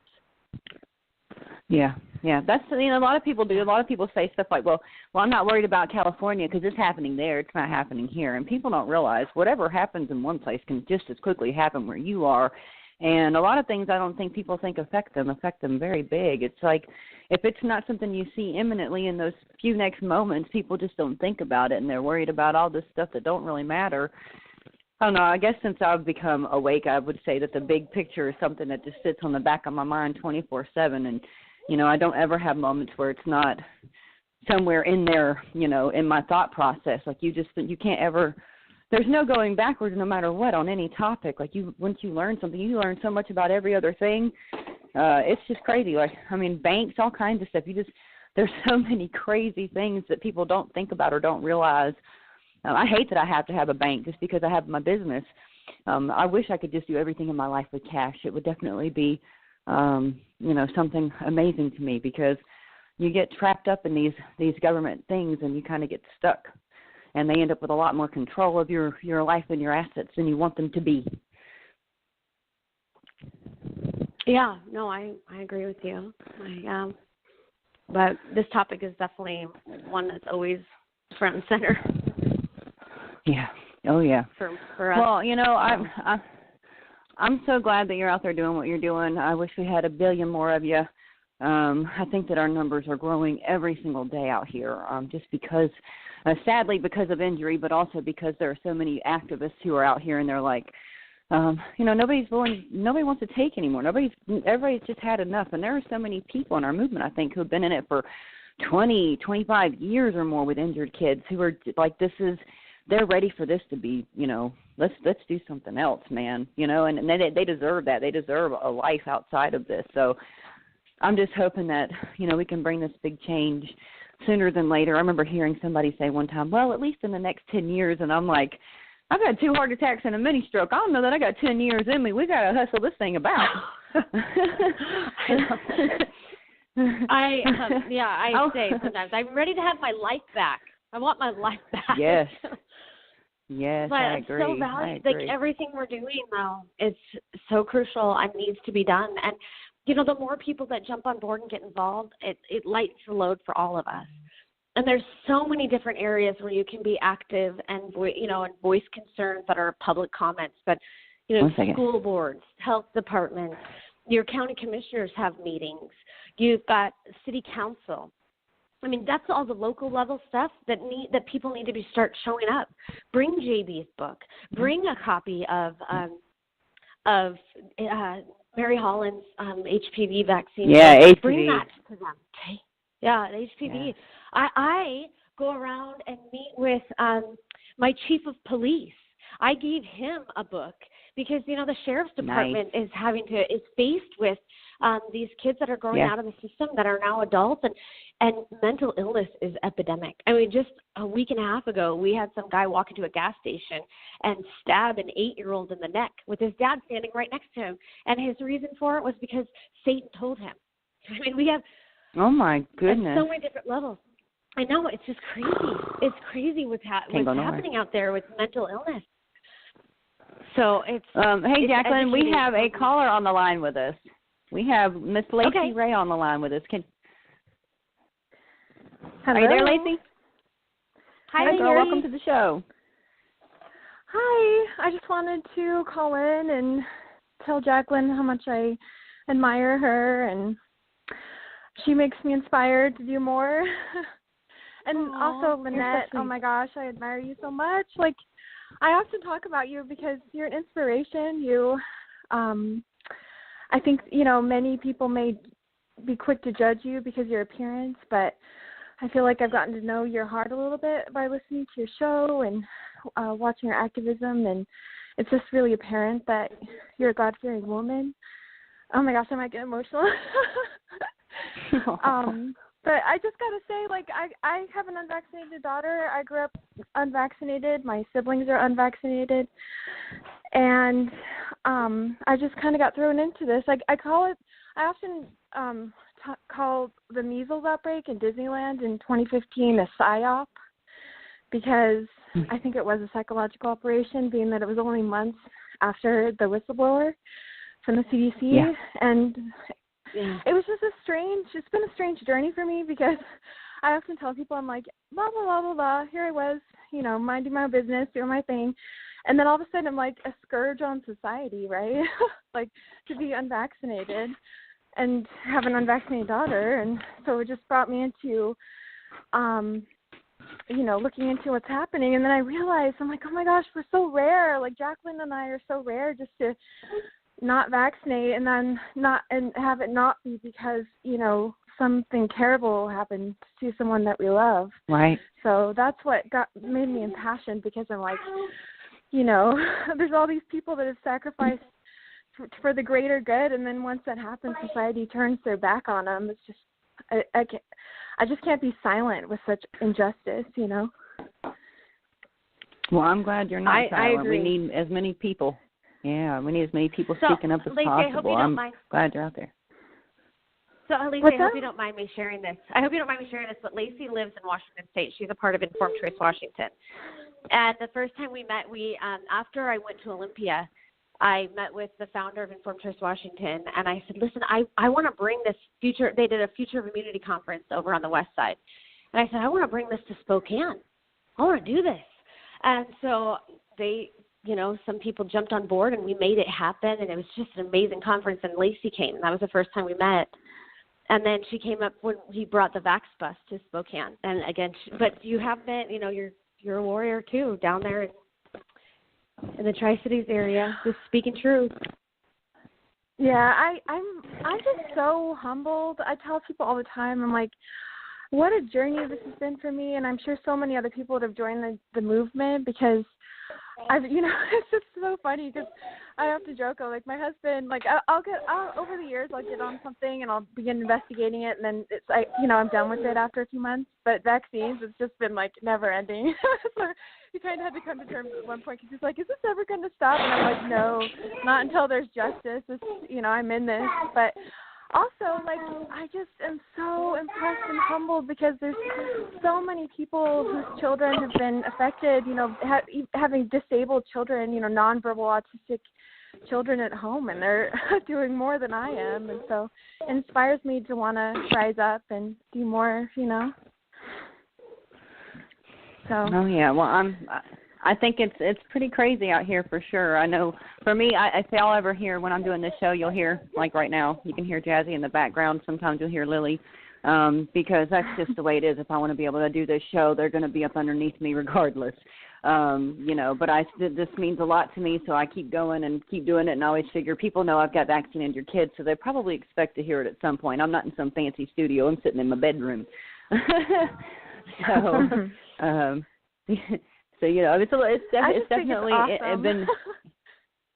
Thank you. I agree. It's interesting. Amazing. I'm seriously so impressed. I just think it's amazing. I'm just honored to be connected with you. And if I ever meet you, Lynette, I want to give you the biggest hug. I seriously adore you. Well, please do. I love hugs. That's what I told Catherine. The first day I met Catherine, actually, Catherine and I, first time we met, we ran into each other at the restroom at ACIP. I didn't know they were there. They had sat in the back. I was in the front. And so I'm coming out of the restroom, and she's coming out of the other one, and she looked at me, and I looked at her, and she's like, hey, I know you. It's like, I know you, too, and just gave each other a big old hug. It was like, all right, well, that was cool. And yeah, but it's just so funny, because you don't think about other people seeing you or hearing you, or like, I don't think about that kind of stuff. I'm just doing whatever I'm doing. And then you meet people, and they're like, oh, yeah, I listen to your show. And they're like, oh, okay. I ran into a lady at the local Walmart last year at Christmas time, and I stood there and talked to her for probably 45 minutes, because only place she knew me from was my radio show, and she's local to me, and I thought that was the craziest thing ever. She'd never seen me on Facebook, like we'd never interacted, and she just came up to me. Her name was Margaret, and now she's on my Facebook. But it was just so funny, because she's like, oh, I know you. Oh, my goodness. And I was like, how do you know me if you've never seen me before? Because, like, we're in public. Like, I'm not I wasn't talking. And because she knew me from the show, but it was so weird, because she was like, well, you've talked about the way you look before, and that's you, right? I was like, yeah, that's me. And it was just so weird. It was like, well, wow, okay, finally somebody local, because it's like, but I mean, really, like, I've been putting Post-it notes and stickers and things all over town for so long of my radio show, and I never know if anybody ever picks them up and listens in. So it was kind of cool to know that somebody local found one of those and actually has listened in ever since. So, put your stuff out there. Everybody make bumper stickers and stuff. Yeah. Lacey, I love you. I'm so. Oh, go ahead. I was just gonna say I love you, Lacey. I see you on social media, and I look forward to meeting you too. Like I said, we're all a big family here, and I just hope that we can all, I want to get together. I'm telling y'all, March on Washington, ladies, we need to do this thing. We need all our people together, and I finally get to hug everybody's necks because there's just too many people I'm dying to meet myself. Sorry, y'all. Jazzy's want me to play a harmonica right now. Well, everyone can come to ACIP. I was just going to say. Everyone can come to ACIP and meet you. Oh, yeah, yes, right? Please do. Oh, my gosh. I don't know, I feel like I'm slowly getting myself out there more where, like I pretty much talk to somebody every day. My goal is I want to talk to at least one person every day, if not several people at the park, at the grocery store, wherever, hand out cards here and there, But I feel like, I'm starting to get a little bit more momentum to put myself out there more and what have you. So I went to the local health department and I sat in when they were looking over a proposed amendment to legislation. You're familiar with that, Jaclyn? Like they were trying to maybe I went to the one. I went to the one here in Spokane. Yeah. So it was pretty cool because I thought I would just sit in and then I would just have like a public comment maybe at the end. But they actually gave me a seat at the table and I was able to have sit through the whole discussion. And so, yeah, it was pretty cool to kind of be a part of that. I've been Go ahead. And that was ran really different than what a Board of Health meeting would have been. But, yeah, it was really interesting to partake in that as well. And I hope that we were successful in changing that language that they wanted to change to allow doctors to administer HPV and Hep B without parental consent. So we'll see. Yeah, it was legislation for HIV/AIDS, and they're trying to slip it into that. I think it was a 14-year-old, right? That's what you said. Or child can consent to the vaccines hepatitis B and HPV because it's considered a sexually transmitted disease. So it was kind of a loophole to allow children to consent without their parents. What that sounds like is, hey, we weren't able to bully your parents into getting you the vaccine, so we figured we'd have an easier shot if we just come straight to you. Yeah, pretty much. In Washington State, a doctor cannot legally administer a vaccine without a parental consent and signing off and agreeing with it. So, yeah, they're trying to change the language so that they can bypass the parental consent. And hopefully we were successful in stopping that. But they do have the mature minor doctor. I mean, last I heard from Bernadette that it was successful, that they will amend it to not have that wording, to have that loophole. But we'll have to keep an eye on it. Yeah, we're never safe. Keep vigilant for sure. Yeah. But I just want to point out too, I started a group in Tri-Cities, Washington, Tri-Cities for Informed Consent, and there's like 250,000 people that live out here, and I have maybe 200 people in my group, and I've ran into 3 of them just in public, just around town, at the pool or at the chiropractor or what have you. And I just think that's so interesting, right? Like I felt from the beginning this whole movement is definitely divinely guided. So that's kind of it's incredible how much my faith has increased these past 4 years since I kind of woke up to this. Just pray big, and I was one of the peeps, following on Periscope the entire tour with Polly, and so it's such an honor to see the Vax Fest in Spokane. Oh my gosh! Yeah, this movement. I tell you what, oh, go ahead. Sorry. This movement. I was just gonna say, this movement took me from someone who had lost my faith. Like seriously, after the way I grew up and not having my family, praying my whole childhood for my mother to come back, I literally had pretty much cursed God. Like He doesn't care about me. He doesn't love me. And then all this stuff happened, and instead of being more angry, I was like, you know what? It's time to come back to His feet. It's time to figure this out the right way. And this movement really helped me come back and find my place there. And I got to tell you, for me, I've never felt stronger. I've never had. Y'all would laugh if y'all saw my room. It looks like a nun lives in here. Like literally, my nightlight's a church. When you walked up there, I'm not even kidding. I really feel like God was speaking through you. You didn't have a phone in your hand. You didn't have a paper you're reading off of. You just walked up there and talked, and it was amazing. I mean, I seriously felt like I was standing in ovation, like watching it. It was really something. I prayed, girl. I was scared. I had no idea what I was going to say. My son was in the car with me. He's 15. He would turn 16. He was in the car with me at the time, and I was sitting there, and we pulled up, and he was like, do you even know what you're going to do here today? And I was like, nope. And I put my hands on my steering wheel, put my head down, and I just started praying that God would say whatever, help me say whatever I need to say that's going to make these people hear me in this room and hear what they need to hear from me that's going to help bring change. That was my prayer. And I still had no idea what I was going to say. If I was even going to still get up there, I was so scared. And then I just did it. You know what I mean? It was like, okay, fine. They called your name. Just get up there, girl. It's now or never. Right on. And also, I just wanted to say that I think it's really cool that you're going to have Paul Offit. I think one of the girls that were at the lunch during the ACIP meeting or what have you, said that no one really ate because everybody was kind of nauseous, which I was like, I kind of related to because I had a dream with Paul Offit and I woke up feeling like, kind of like, gross. But I mean, it's another thing that I have to say is that you having such a heart like you do and having faith that even he maybe, just maybe, could repent. And I mean, it's like messes with my mind. Like I'm having a hard time wrapping my mind around it. But I think that's exactly what we're supposed to do. We're supposed to pray, and we're supposed to be kind and have open dialogue, and try to find a way to communicate and have discourse. And that's pretty cool.